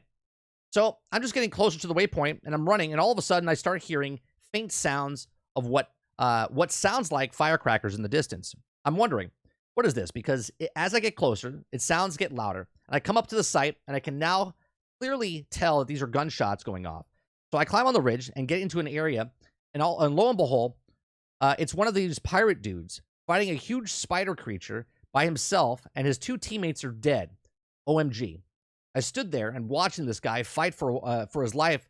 He had, it was amazing. The fight lasted about 2 minutes. So I decided while they're doing what they did, I sneak around a little and looked for shit. Man, the next thing I know is I killed the guy and he immediately beelined it to me. I had my back turned and all of a sudden my whole screen goes red. I turn around and boom, this fucking thing is trying to eat me. I'm running around the whole site trying to get away from him. And the thing is, the robot tries to help me, which is Vassos. Jesus, I can't even speak. And all I got was this fucking mining gun. Because he's level 1, right? Which is pretty good, mind you, but it does fuck all at a distance. So I'm running in a circle, trying to get a little shots here and there. And the thing is, because it's a level 10 and I'm just a level 1, 30 minutes go by and I'm sweating. My hands are all slippery, and I finally get the thing stuck under some stairs that I managed to kill it. I felt like I just beat an indie game. I was so relieved, and now that it's done, I was free to explore the site. Found some nice materials, epic weapons from the other pirates, and I was ecstatic. After this, I said to myself, WTF is else on this planet? So I set out again, and I started making my way to the other little dots. Most of them were just some wind farms or caves. That was not until I stumbled across the fucking abandoned weapon facility. I was hyped. I said, oh man, I'm about to find out some crazy shit here, and said abandoned. This sounds like, it sounds like a 40-year-old guy. Said it abandoned. So what could go wrong? Right? Man, I spent 2 fucking hours dying, to 30 to 40 pirates and laser robots in here. Frustrating, yes, but so fun. Once I finally killed off everything and everyone, I searched every crack and base, and I got some crazy good weapons and gear. After that, I finally decided to start the main quest, so I headed to the blue dot, and the game is amazing. I truly do not understand the negativity towards the game. It's like people who dislike it are the ones who expected to play this game like it was their job or real life. I've always said the hardest part of game development job is its own community, and some of these players are either delusional or just entitled. The demands for expectations I'm seeing on just the subreddit alone are disturbing. People don't want to play games to have fun anymore. They just want to point out the flaws and mistakes. These people feel like devs owe them something personally, and that's sad because limits their ability to play the game freely. It says, mad because you can't manually fly from one planet to another. Seriously? I can't wait to fast travel to where I'm going to see what's going on over there. Mad because you can't walk across the entire fucking planet? Come on, man. Did you do that shit in No Man's Sky? I fucking hate walking in video games, and the only complaint I have so far is that it would get a little ATV rover or something, which I agree, right? That would be cool. Mad because NPCs look like a video game. Bro, who the fuck cares what they look like? You're staring at them all fucking day. Just get what you need and keep it moving. This game is fun, period. It's addicting. There's always something to do. There's always some fucking there are no fucking microtransaction, at least not yet, which there will be, because they're inside the each side that when you go to the weapon thing to upgrade stuff, there's skins. And all the things have skins. So I'm pretty sure they're gonna sell you stuff like the creation store, probably like Fallout 76 does. Okay. The only legit complaint to me are the PC performance issues I see a lot of. But that doesn't apply to me because console. I'm sure Bethesda will address those soon. My point is, boys and girls, enjoy the game. Or not. If you want to explore the space, there's always No Man's Sky. And the game is fun. And the game is fun too. Just stop blaming the devs for some guys that are just nuts. Obligatory edit. I find it absolutely entertaining that some people think referring to my age is some kind of discredit to my disadvantage. Laugh out loud. Keep the comments coming. I just got sent to jail for having contraband and stolen pirate ship and that I took, and he's laughing. Anyone know how to get out of jail? Double edit. I'm seeing a few salty comments assuming people aren't allowed to have opinions or wondering why people don't like the games as much as me. That's all. No retribution. Or no rebuttal. No rebuttal. Right? I couldn't say it. I couldn't say it better myself. Right? Is this game a 10 out of 10? No. Not by a long shot. Right? Is it a 4? No, not by a long shot. Is it just, as you guys say, mid or mediocre? To me, this game is phenomenal because I could go on to one planet, or, I'm sorry, for the people that hate it, one tile, okay, and have a completely different experience, okay? I literally picked the same tile, okay? My save, I talked about it yesterday, right? I got into a ship, I went up a ladder, that was my only glitch. And it got glitched, so I had to reload. When I reloaded, I went to the exact same place where the ship was going to be. There was no ship there. It was procedurally generated at that moment to have certain things, okay? There's been a whole bunch of stories, okay, that happen at random in this game, which is phenomenal. And I look back at it and go, how are people going to play this game, right? How are people going to play this game? I was like, you want to make a place, but you can't share with anybody. I was wrong. I was wrong there because the way this game is formatted, the way that this game is made, Todd Howard said in the past, he was mad because they can't monetize the people that are still playing Skyrim. They had to sell Skyrim over, and over. What they've done here in Starfield, how do they keep people coming back more and more? One, the procedurally generated worlds that they're doing, or tiles, okay? Again, for the haters, okay? The tiles. You could constantly go to a tile, the same tile, and it's different every single time, okay? You can, it'll mass a facility. It'll put an outpost. It'll put a ship.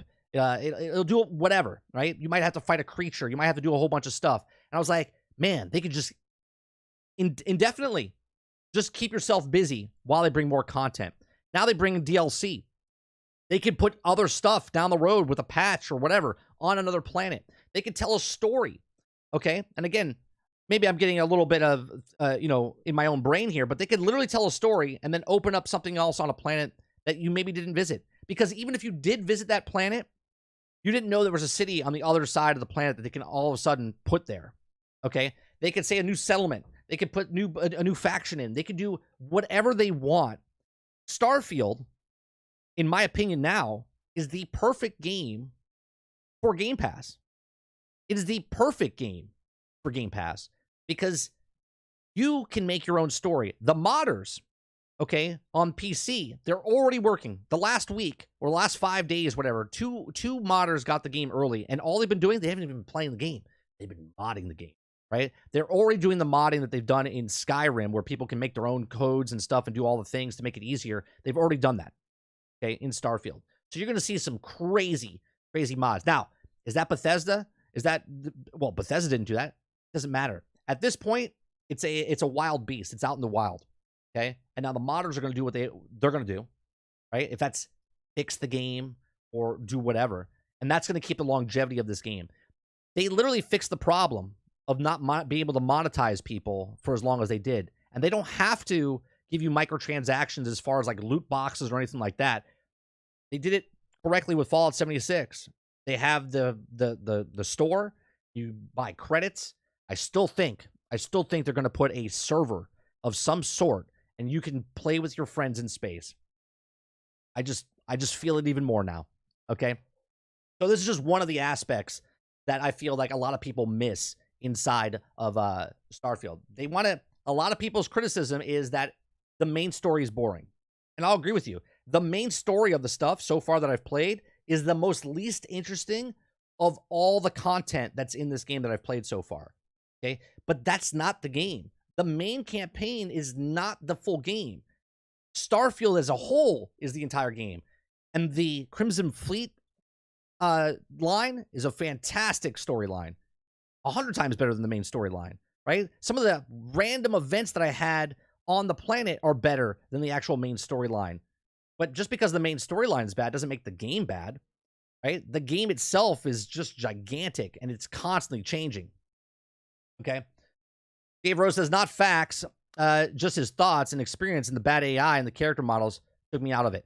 And I get that, Rose, but it also doesn't take his criticism away from him loving it and disliking it, right? I mean, from what I've seen of it, it's typically a Bethesda game. If you like Bethesda games, it's pretty sure that you'll enjoy this one. I've been saying that, right? I get caught up in the few games I'm playing and trying it out. The character models look the same as Cyberpunk 2077. I don't know if I want to make that comparison, Dupless. I'm not gonna compare the creation engine to someone else's engine. I'll compare the creation engine to their past games, and Bethesda's games have gotten better every time, from Morrowind to Oblivion to Skyrim to Fallout 3, Fallout 4, Fallout 76, and now with Starfield.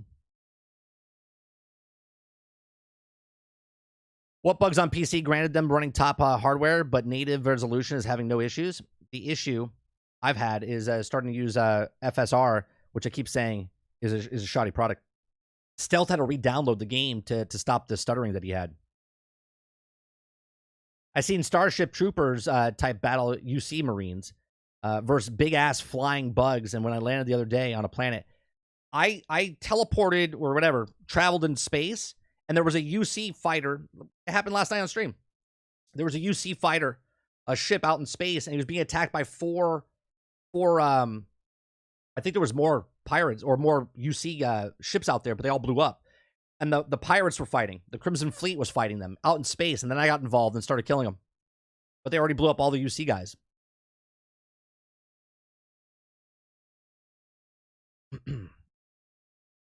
How dare you mention the T word? I've only ran into 3 bugs on PC.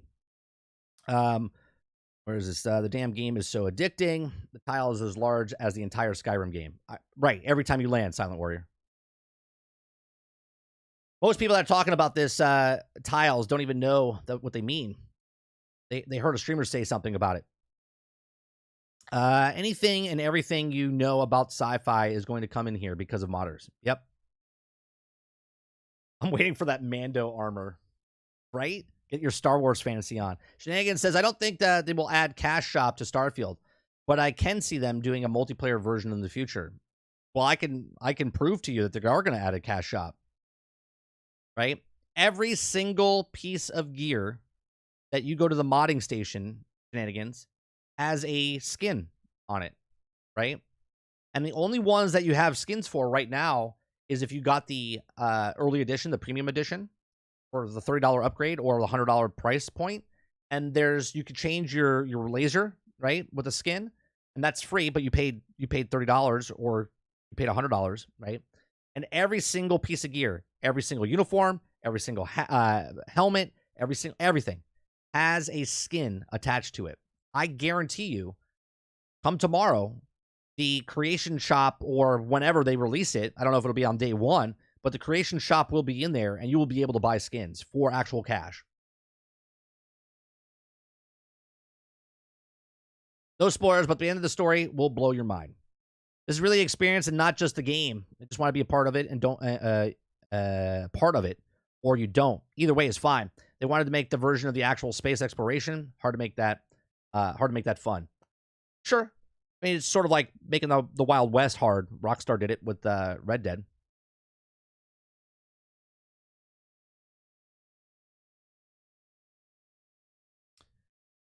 I want to run around the planet, straight line it, not explore anything. I've been to some planets that have absolutely nothing. I went to a planet last night and we found a crashed ship. I thought it was cool.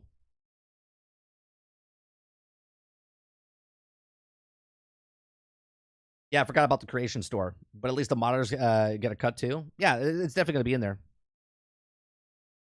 So the next thing I want to talk about is that this might be a little spoiler warning, because I think he talks about it, and when we get into that point, I'll stop reading, or I'll read and give you guys kind of warning. So we'll take our time here.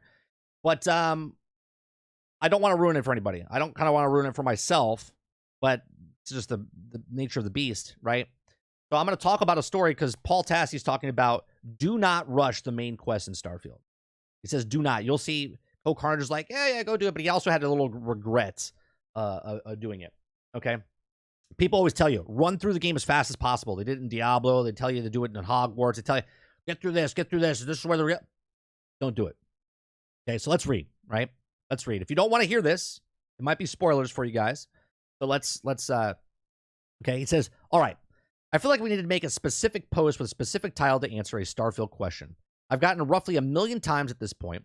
Thanks to, Paul Tassie's up to level like 80-something in the game, so he's been playing it a lot, okay? A bunch of misguided reviews and content creators. Many of them have said that because of the nature of New Game Plus in Starfield, you should rush the main quest and get there as soon as possible.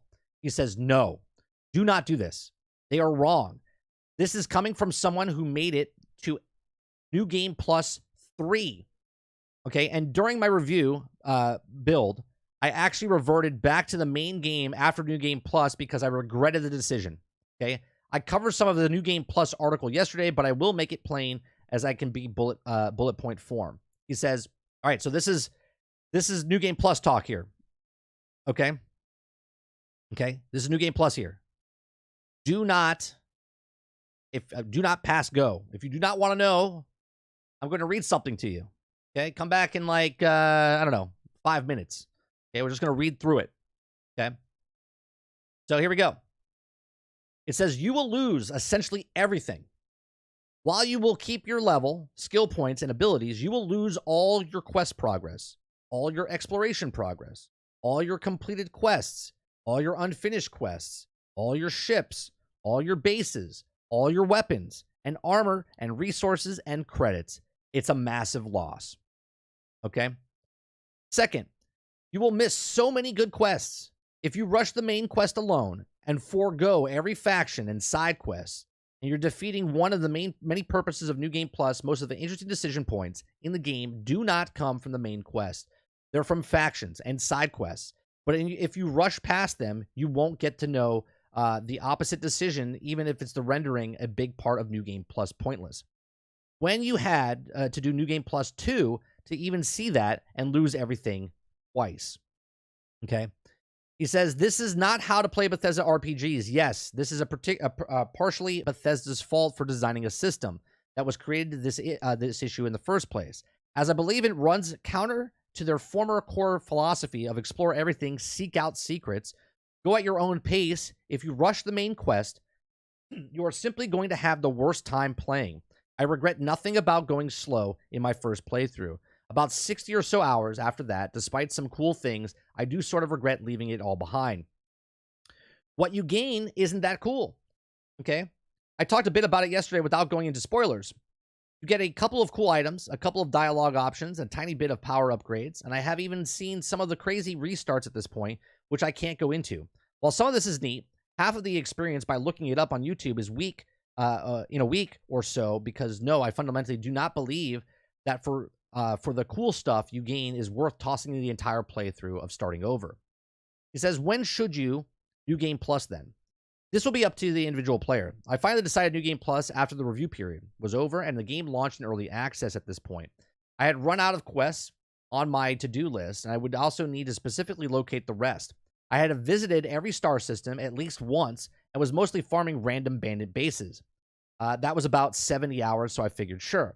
I start over with the new stuff. After that, I did run an experiment about changes in the future of New Game Plus iterations, and while again, I found some weird stuff, I know I've decided to live in New Game Plus 2 forever, as I do not think it's fun to keep resetting the game.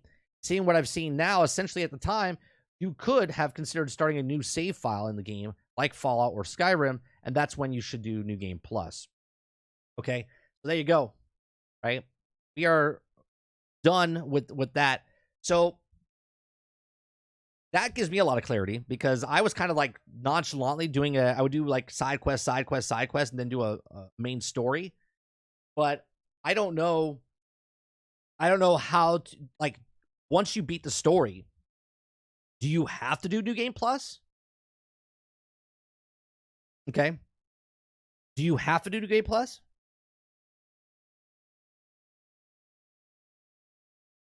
Kylo said, I saw this and completely stopped my main quest grind. So all your bases are belong to us. That sucks. That alone does not make me want to do New Game Plus at all. I said before the game, I said when they announced New Game Plus, I said I don't think I ever want to do New Game Plus.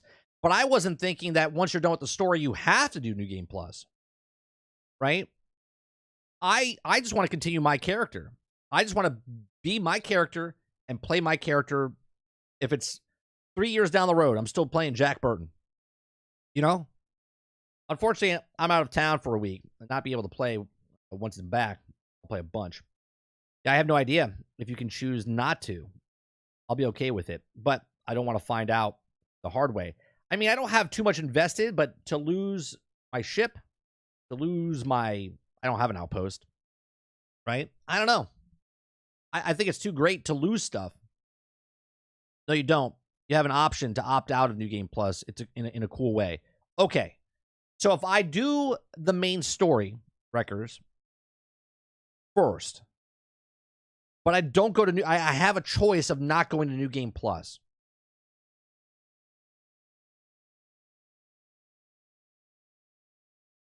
Flip says, no, you can keep exploring the map. It gives you a choice to go to New Game Plus or not. So then I can do the main story, and then I can do the other factions as well.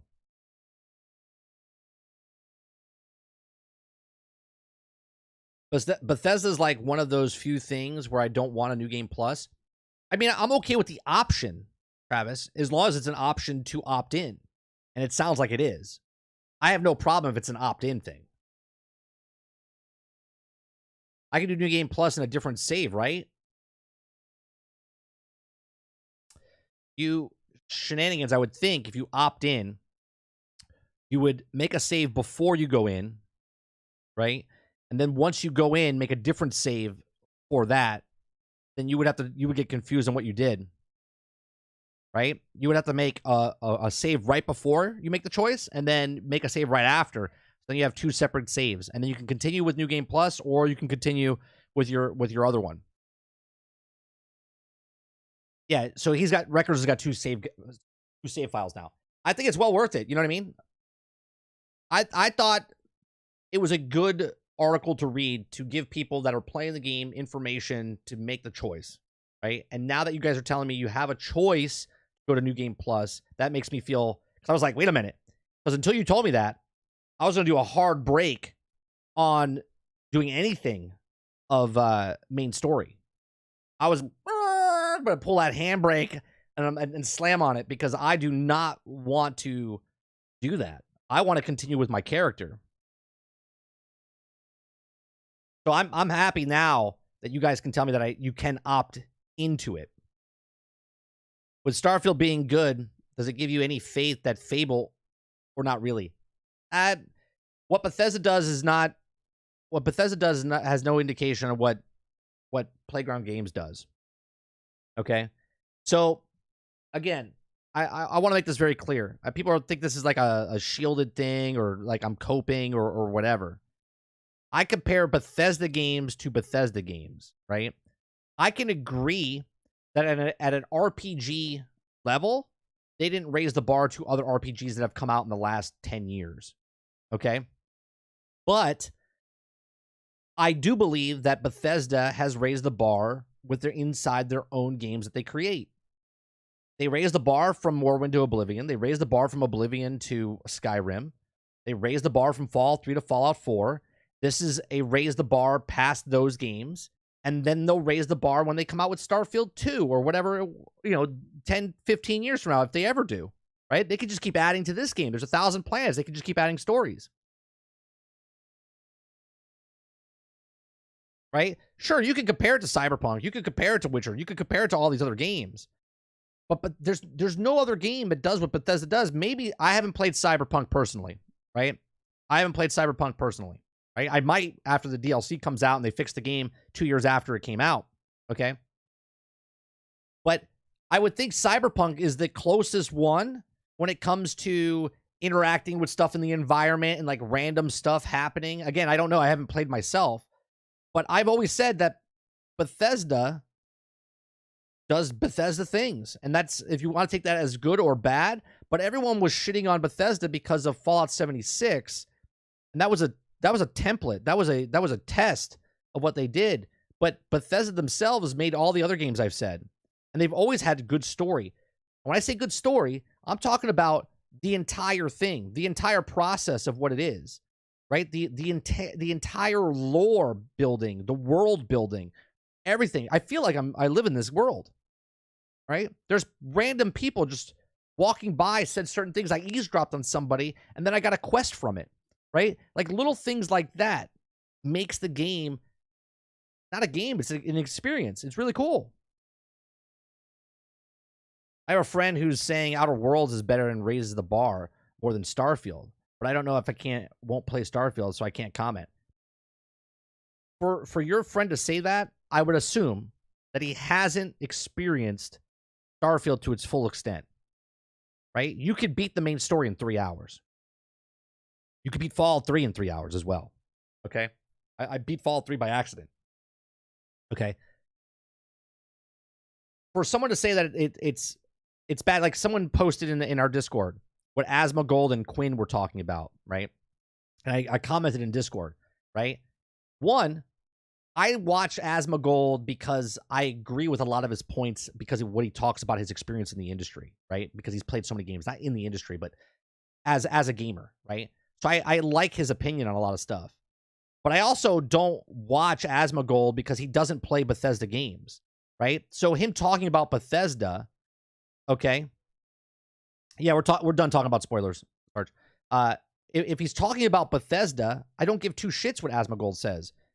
Now, if we're talking about ARPGs or MMOs, I'm going to listen to him, right? If I want to know about certain builds for certain games, I'm going to go to certain people that play those type of games. I'm not going to ask a plumber to fix my television. Okay? I'm not going to take someone seriously like Quinn, where he's all about ARPGs, and then he doesn't like and he gets a refund for Starfield. Cool. Right? Now, in the video that was linked there, I watched the whole thing. Now, the comments that Quinn says and Asmongold say about the industry as a whole, I can get on board with that. Okay? Right? I can get on board with what they're saying there. But for people that don't play Bethesda games, Asmongold himself says he doesn't like Skyrim. He doesn't like Fallout. He doesn't like any of Bethesda games. He thinks Oblivion was just mid. Oblivion was one of the best games ever created at the point in, 2001? I'm sorry, Morrowind in 2001.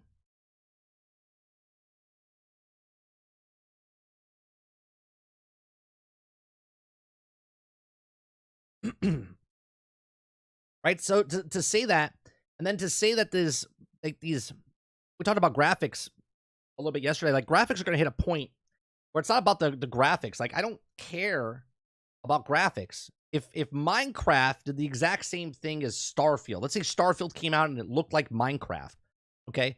If Minecraft still was everything that Starfield is right now, but it was Minecraft graphics, that would be a phenomenal game, just because of the freedom that you could do and whatnot, right? So I hate this like comparison of like, well, the graphics are so like 10 years ago. Like what you're doing in this game is not like any other game. The only comparison is to other Bethesda games or random shit going on.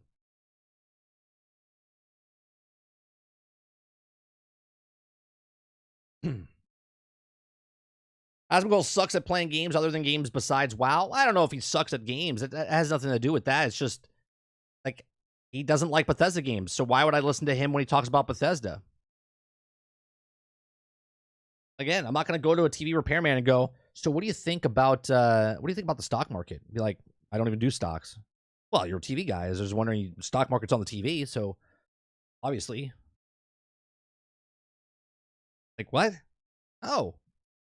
He's like, yeah, I dabble in it, but I don't know anything about it. Like, you know what you know, right? So it's just kind of weird. Just kind of weird. Minecraft graphics make my eyes vomit. So you cry?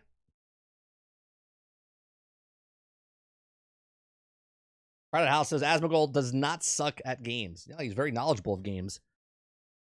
But again, I'm not going to ask him for advice on a game he doesn't have any interest in. He plays as a streamer because that's what his. He can make fun of it. He can do a bunch of stuff. He can react. He can do a bunch of things. But he doesn't play. He doesn't like those games.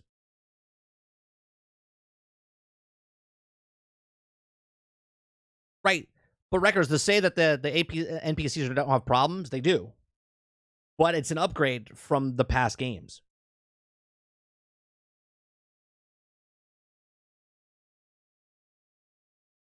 What else we get? That's 1 hour ago. Patch 7 for Star Wars Jedi Survivor arrives today. Performance mode console has been completely reworked to provide solid 60 frames per second. Additional performance optimization improvements for PC have also been added, including DLSS support. For those of you that have been waiting, I think Lono will be happy. Hopefully that fixes his problems and he can play through the game now.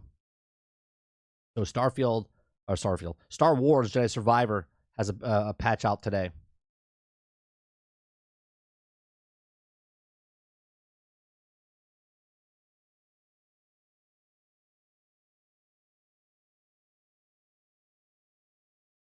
Some guys are meter readers and don't know shit. Right, Travis. Right.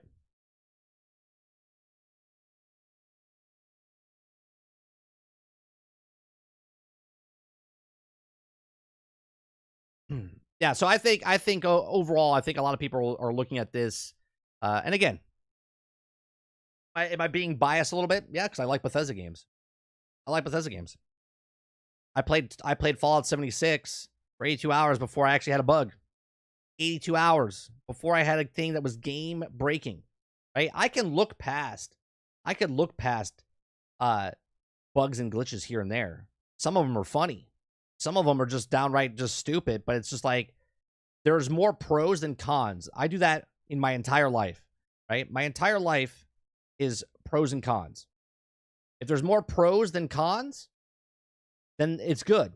If there are more con than pros, well, then that's a problem.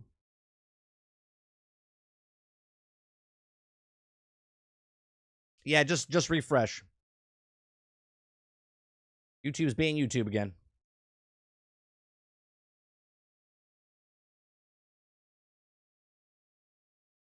Yeah, I'll be honest, Travis.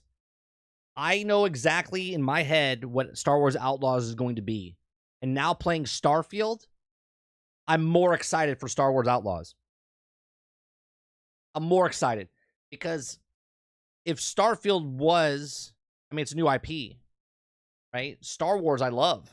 I love Star Wars. So if someone makes a mod for Starfield and makes all the characters in Starfield like Star Wars characters, that'd be pretty cool, right?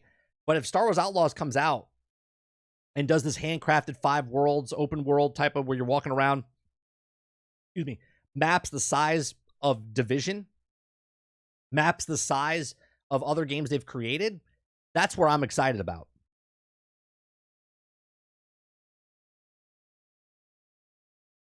Oh, I get that, Rose. Yeah, well, other games have done that too, right? We could talk shit about the games that have always crashed.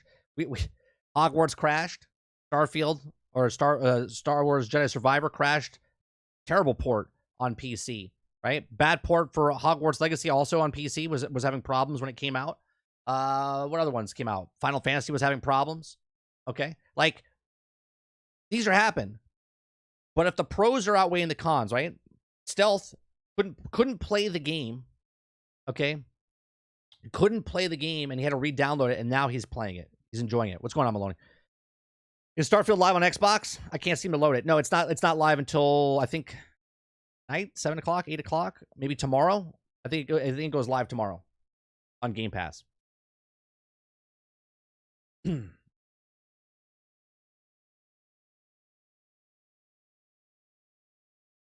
Is Outlaws greater than Starfield? That's hard to say. That's hard to say.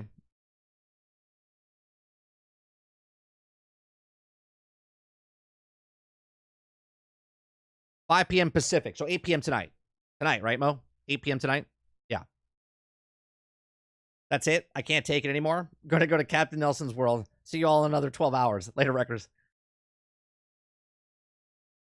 No. You can get it tonight, 8 p.m. It's been 5 days. It's been 5 days.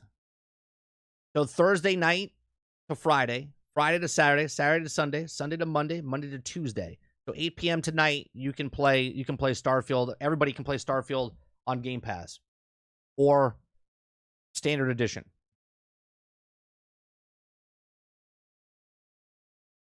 Here's the thing with Star Wars Outlaws. I think I'm going to like that game more. This has been an amazing gaming year, right? Obviously, that's next year, but this has been an amazing gaming year. I loved Hogwarts Legacy.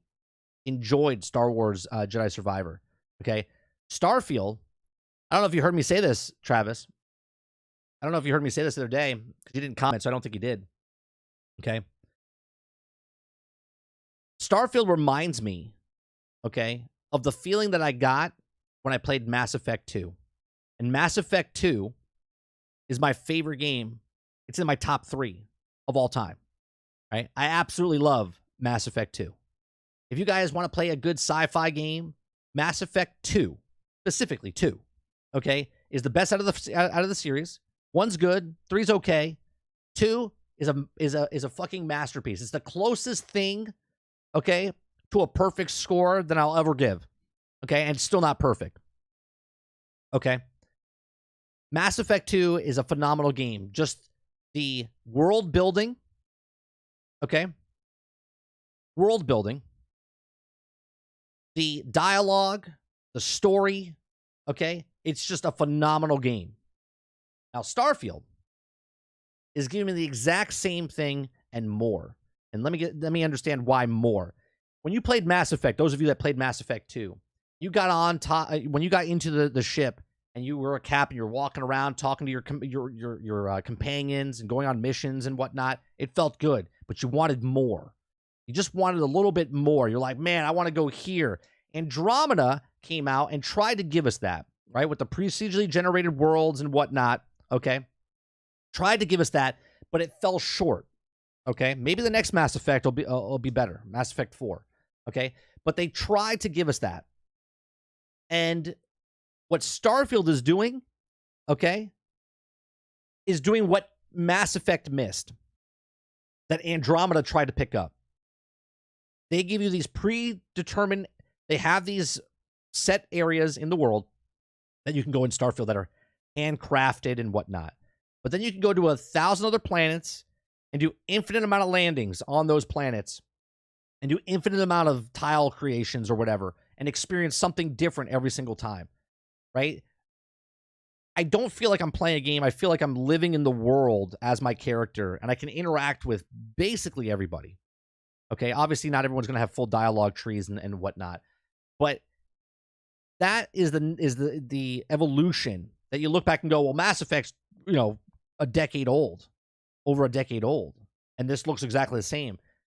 But what Starfield has captured is to me captured something that Mass Effect so close to hitting. And Andromeda came out and tried to push that with the planets, okay? And they just missed the bar with the other stuff in Andromeda. Depending on what day it was, it's been sick. I gotcha. You had me till more than Mass Effect 2. Now I'm gonna sing your wrong song. You can't, Travis. You know why? Because you haven't played both games. You could try to sing I'm wrong, but you can't say it because you haven't played both games. You can have an outside opinion. You can have that all day. But you truly won't know what I'm talking about until you actually play the game, which you will never. You will never play the game because it's an Xbox game. Because you wouldn't be caught dead. So you will never know. You can always talk crap about it in your own opinion, but it will never be fact. My opinion and your opinion are two different things because I've played both games. You can have an opinion, but it's based off a narrative that you don't know.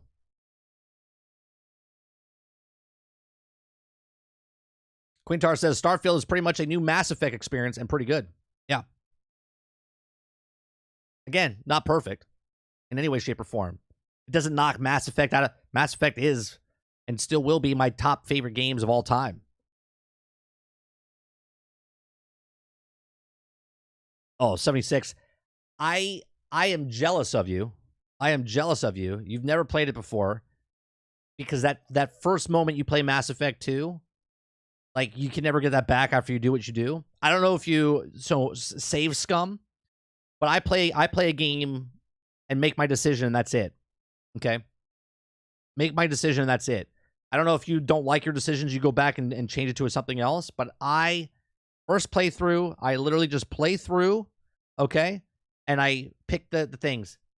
So worth it by the end of the game. It's so good. Mass Effect 2 is literally the standard. It's like, it's so good. So good. I wish I could get that moment back of playing it for the very first time.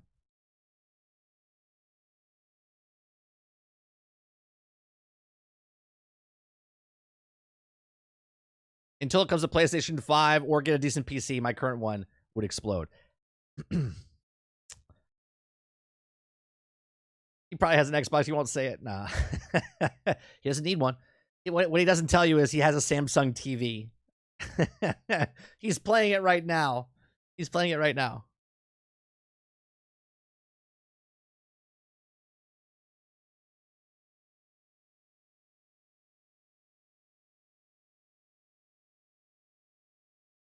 Do you think Starfield will get better over time? Well, Anthony, I think that's it's a question, and the answer that I have, I don't like, right? Do I think it'll get better over time? Yes. 100%. Do I like that it gets better over time? Yes and no. I miss the day of games where you release a game, that's the game, and you just experience it, right? Because if it comes out broke and buggy, that's what you get, and the game fails. And if it comes out finished because there is no bugs, right? There's a point of the developers know they can fix it later, so they dish out a product. And I'm not just talking about Starfield, I'm talking about just the industry in a whole, right? Releases a game knowing that they can fix it later, but they get all the money up front.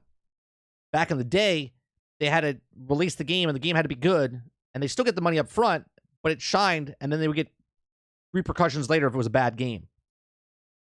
Now, all games release, and they're like, we'll fix it later. And majority of games get better over time with a patch. Like, we just read that Jedi Survivor is getting a patch, what are we, 4 months after it launched? And people still couldn't play their game on PC and PlayStation because of the bugs and glitches and the what was happening with Jedi Survivor. So to say that statement, is Starfield going to get better over time? You can insert name here. Is Jedi Survivor going to get better over time? Yes. Is Starfield going to get better over time? Yes.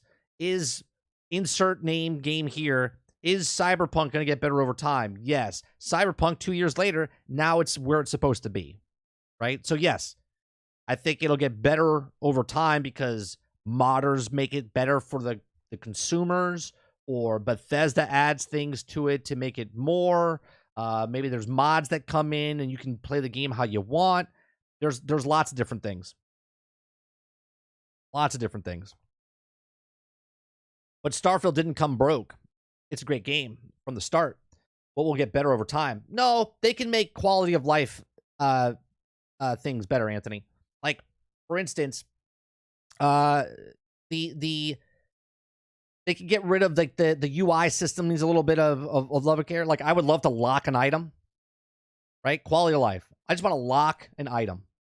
Okay, you can favor it, but why can't I lock it so I can't sell it? Right? That's a quality of life. That would make the game better.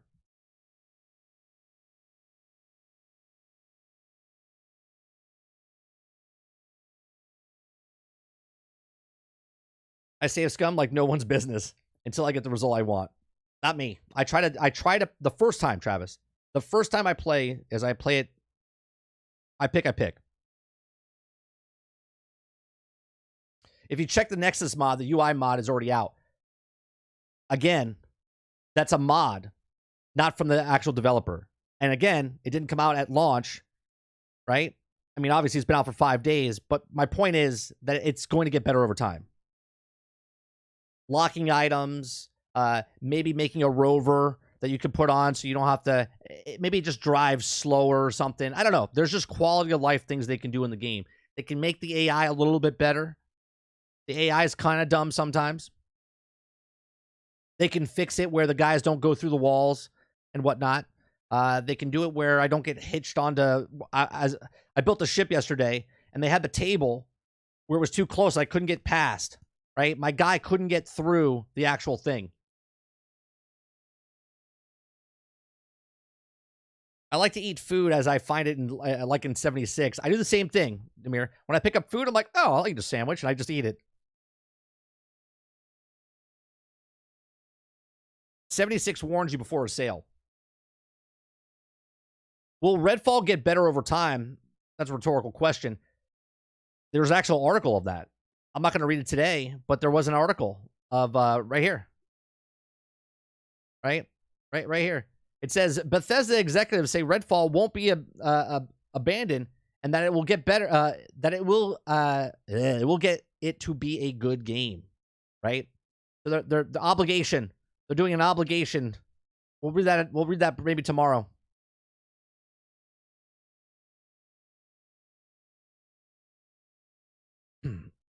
I've gotten hitched on the captain's chair 2 times. Yeah, there's certain things in the game that it happens, but they're a little. Again, it's not like earth-shattering. Earth-shattering, like, oh my god, I can't believe this is happening. I'm just like, all right, pros and cons.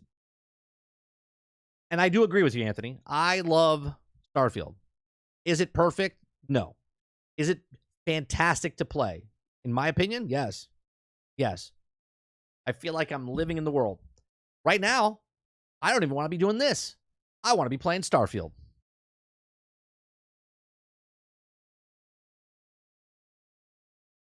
Oh, yesterday, me and my son were building a ship, the ship that I have, and we went inside it.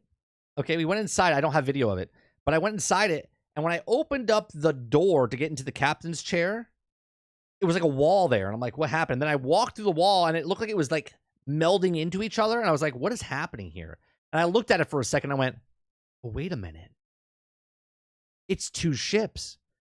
So in the shipbuilder, I backed out and then went back in, and I changed the cockpit, and it kept my old one underneath the new one. So when I lifted off, and the old ship was there, and it lifted off, and it went through, but it wasn't there to sell. I was like, ooh. I was like, is this a duping glitch? So, but yeah, it happened to me. I was like, oh, this is weird. It was like 2 ships melded into one. It looked weird. I was like, what's happening?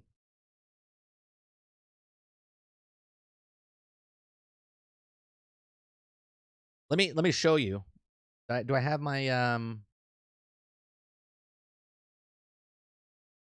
where is it?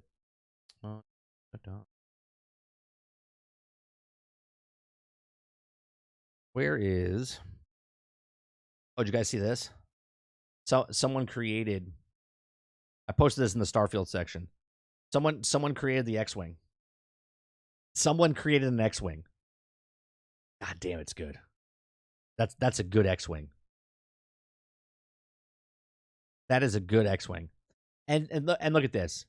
Tell me that Bethesda didn't do it on purpose. They literally put this piece in the game. Okay? They put this piece in the game. That's the front of an X-wing. Anyone that's over the age of 35 had that toy, and you had the little red light up in the front. Look at this. They have the little section here. You know for 100% that Bethesda's like, yeah, we should put the pieces in here to make the X-wing. Fantastic. You guys see the Enterprise? Someone made the Enterprise too.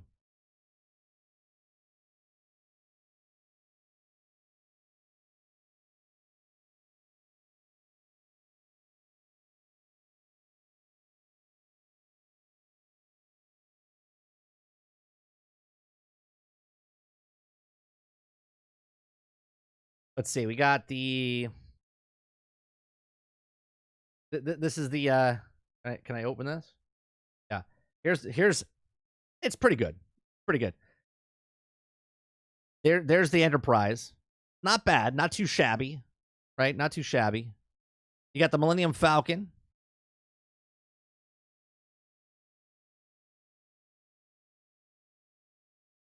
Okay. You got the a different type of X-wing. You got the Nomad from Mass Effect. Come on, right? You got the Pelican from Halo. Right? Come on. It's good stuff. Someone made a Star Destroyer as well. Someone made a Star Destroyer. I mean, look at this one. This right here is the Millennium Falcon. Look at this. This is the Millennium Falcon. That's a good Millennium Falcon. That's a good freaking Millennium Falcon.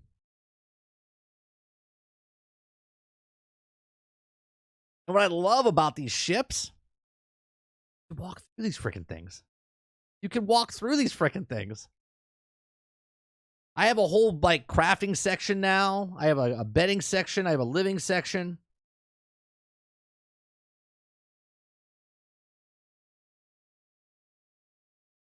Too bad you can't share your recipes with people, right? Bad you can't share. Let's go to another one. Hold on.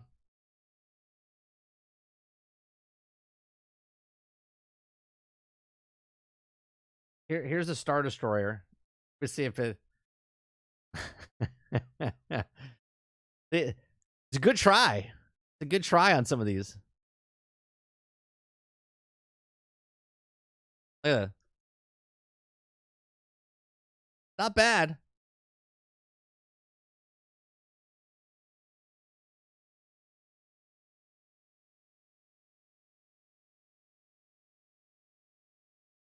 See if I can find it.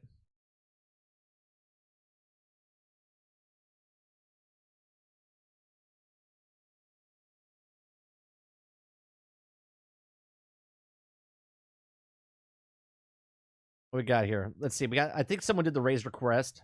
I think so.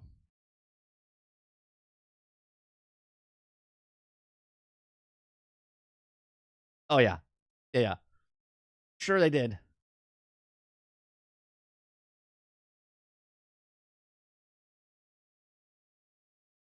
There's the Razor Crest. Razor Crest. Come on, bro.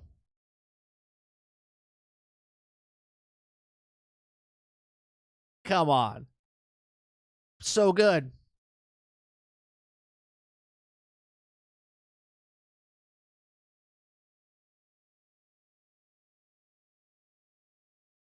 So good.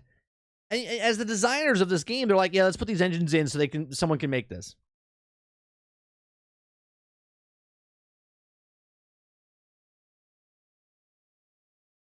What else they got? Did someone make? Hold on. This is how you know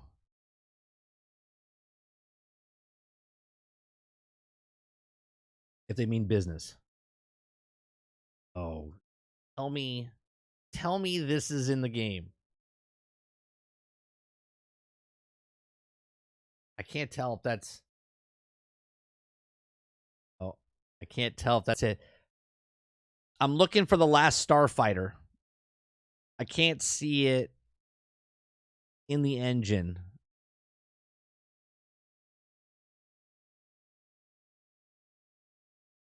I think you could build it. Maybe. It'd be hard to make because they don't have the angles like that.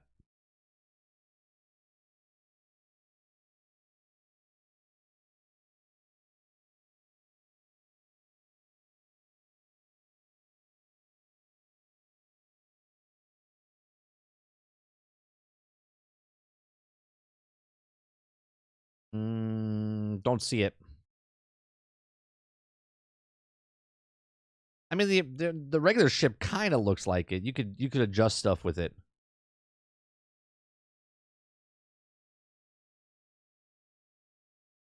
There was a cool ship I saw the other day. Let me bring this one up real fast. Oh, what is that one? That one looks cool for the Millennium Falcon as well. There was one I posted in Discord the other day.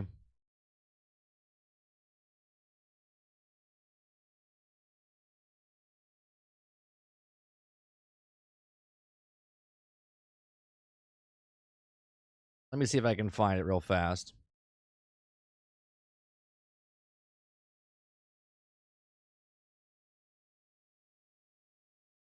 Oh, this one.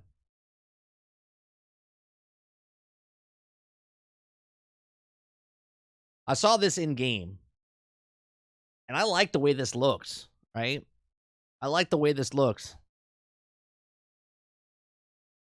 I don't know why. I just like the way it looks.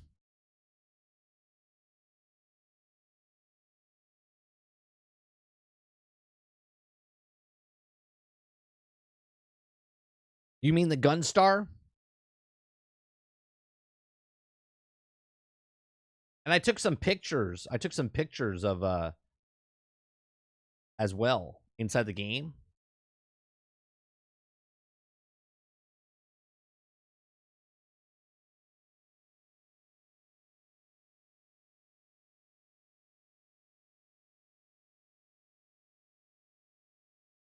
Yeah, they don't have it in the game that I can see.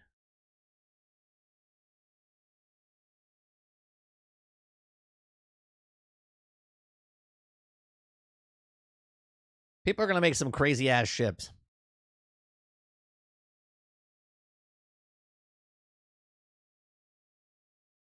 Look at the scale difference of this one. Hold on, do they have the picture here?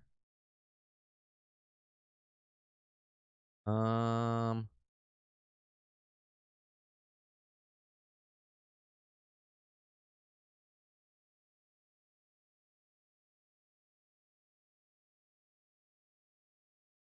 no, I can't find the picture of that.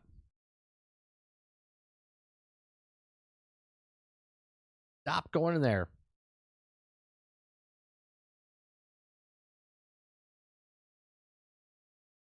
I'm looking, I can't find it. They show like the two side-by-side comparisons. It's hard to see. I'll bring this picture up. It's just really hard to see. But look at the size difference of this ship compared to this ship. Like, I want this ship. I want to be a captain. I want to have like 20 people on my ship.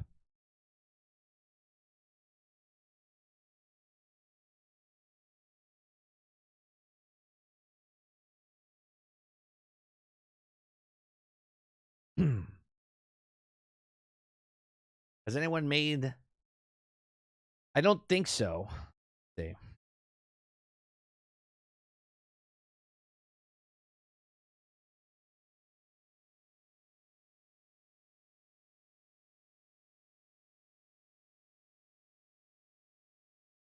They've tried.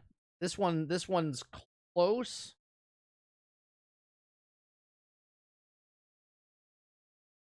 I would say this one's close, Travis.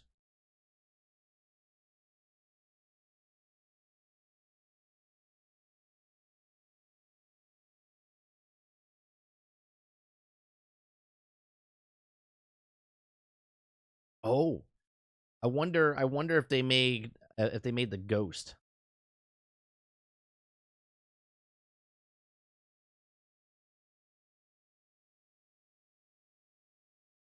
Oh, Millennium Falcon's. I think I'm definitely gonna make a Millennium Falcon. You know what's another good thing about the game? You can make a pretty damn good ship for not breaking the bank. You know.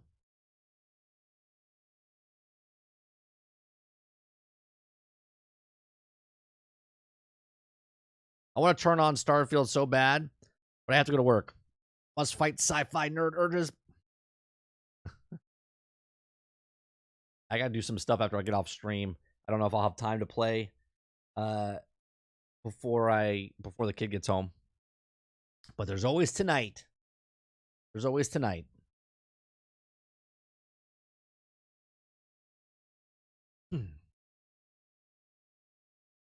Yeah, it's good stuff. The Razor Crest looks pretty good.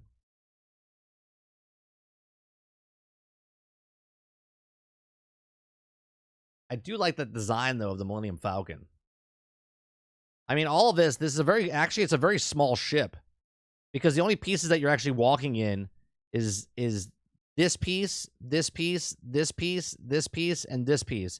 Everything else is all just there. Just all add-on stuff. Better one in Discord.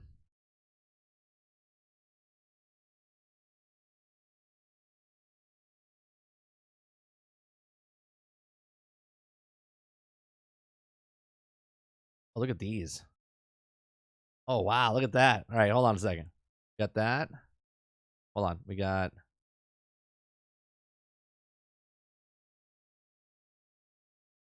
Hold on. Let me open up my other Discord.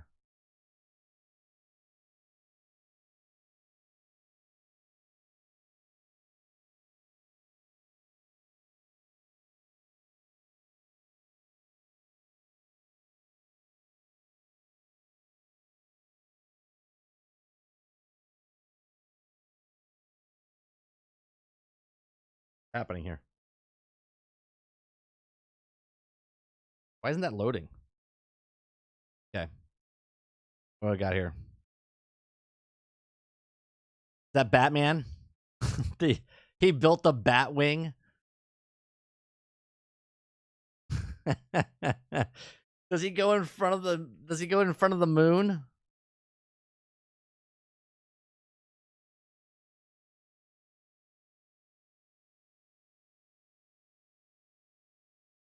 Why won't it play? No, we're gonna get hit with that.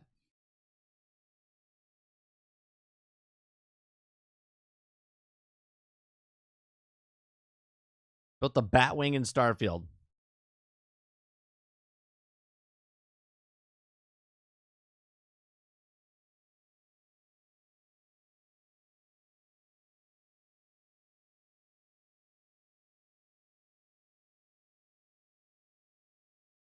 Does it go past the moon? That's all I want to know. Gotta go past the moon.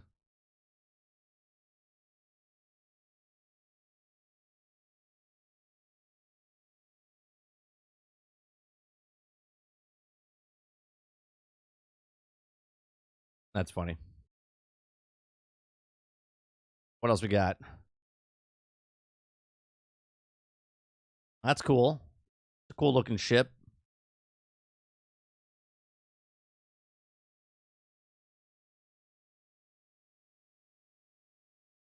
That's a cool ship. There's the what the hell is it called? Christ, the Halo ship. I can't think of it. The Pelican. It's on the fucking screen. I'll be okay. That's a cool looking one.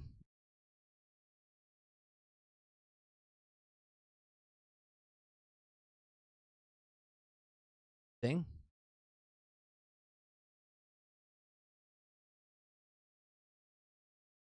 Oh, look at that. That's a much better ship.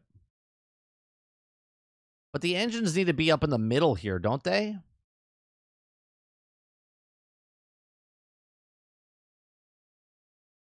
Oh, the A-wing looks, or the Y-wing looks good.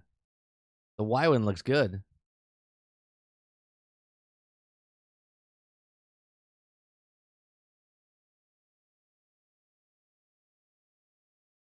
I don't know if I like this one as good. That's a lot of garbage there. Holy Christ, that's a lot of living quarters.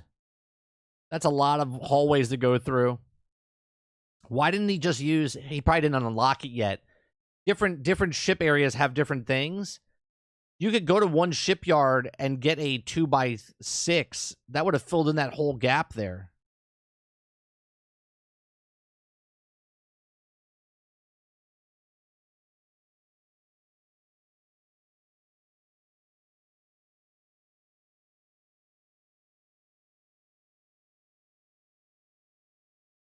You want to play now?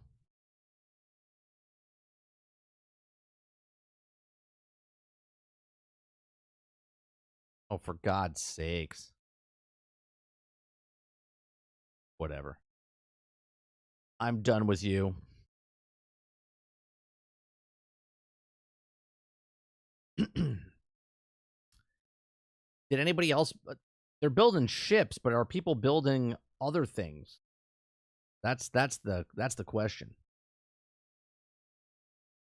Are they building other things?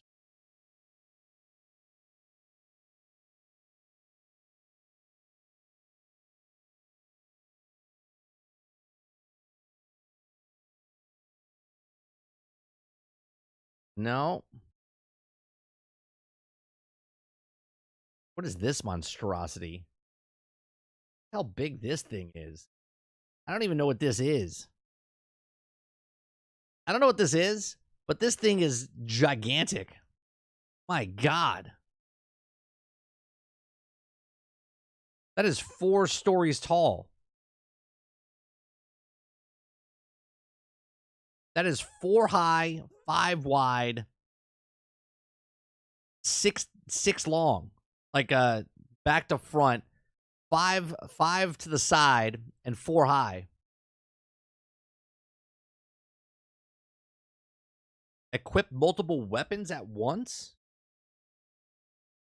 Like dual wheel? Is that what you're talking about? Or put guns where you can swap between guns?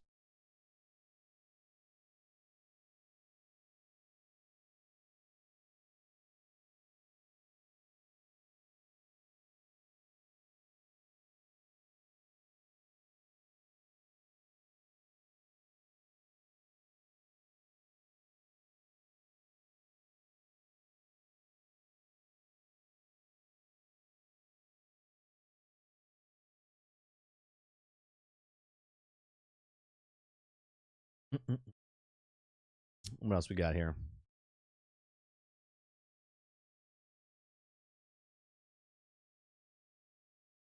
Wonder how high you can go. Jesus. Look at this thing.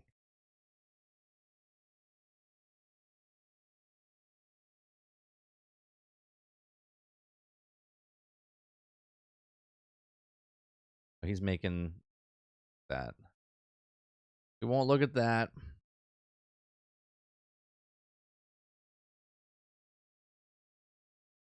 You do a whole series just on ships.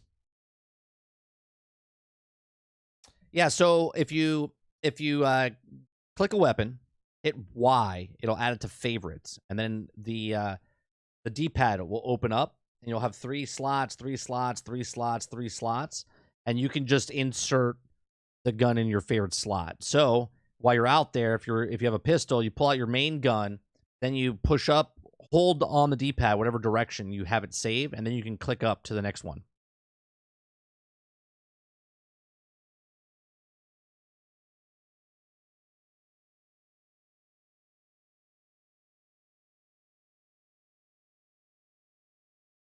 Bro, I think for the sci-fi nerd who finally gets to build his Enterprise and gets to fly it with his crew, that's a dream come true for many people. Yeah. In Mass Effect, I wanted to do that.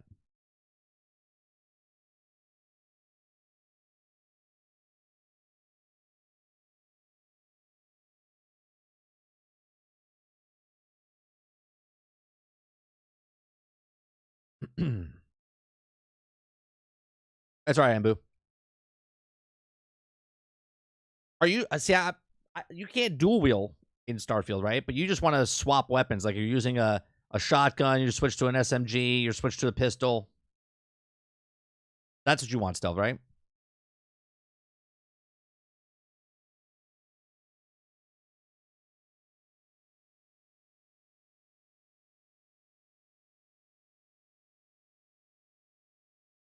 Well, that's a cool design. Check this one out. Wait, not that. That's not the one I wanted.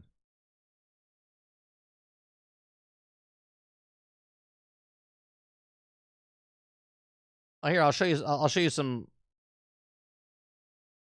Someone created these. Tells you how to do it. All right, that one's not bad looking. That's cool looking. Then you got this one. That's a big. Where do you get that? Where do you get that cockpit from? You probably got to be a C-class license.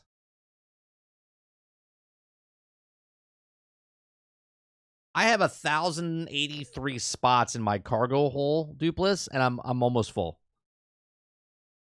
I literally just sold all my resources. I went last night when we were done playing. I was at like 86,000, and now I'm back up to 116,000. I sold everything.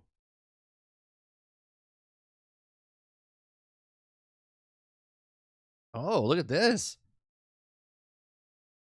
I could just have that.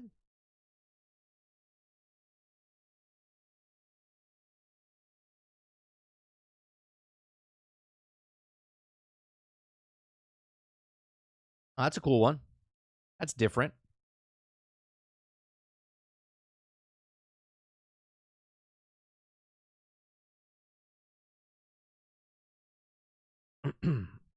Sam, I just bought the extra cargo space too. Interesting one. That's it.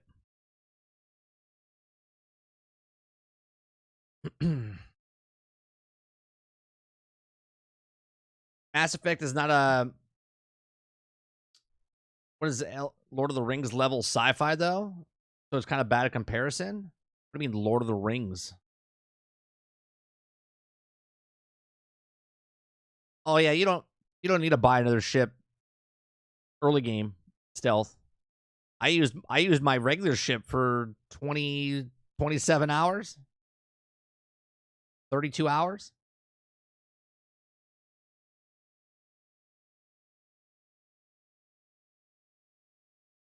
And make sure you guys know you can hide the way you look on a ship or on planet. If you go to your uniform and you go to your helmet, make sure you hit RB. It'll say hide in settlements, hide on things. So your guy, as he transitions to a planet, if he needs a mask, he'll put it on. If he doesn't need a mask, he'll take it off.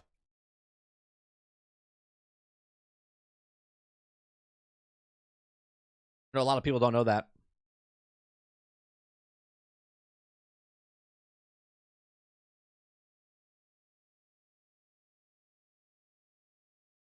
All right.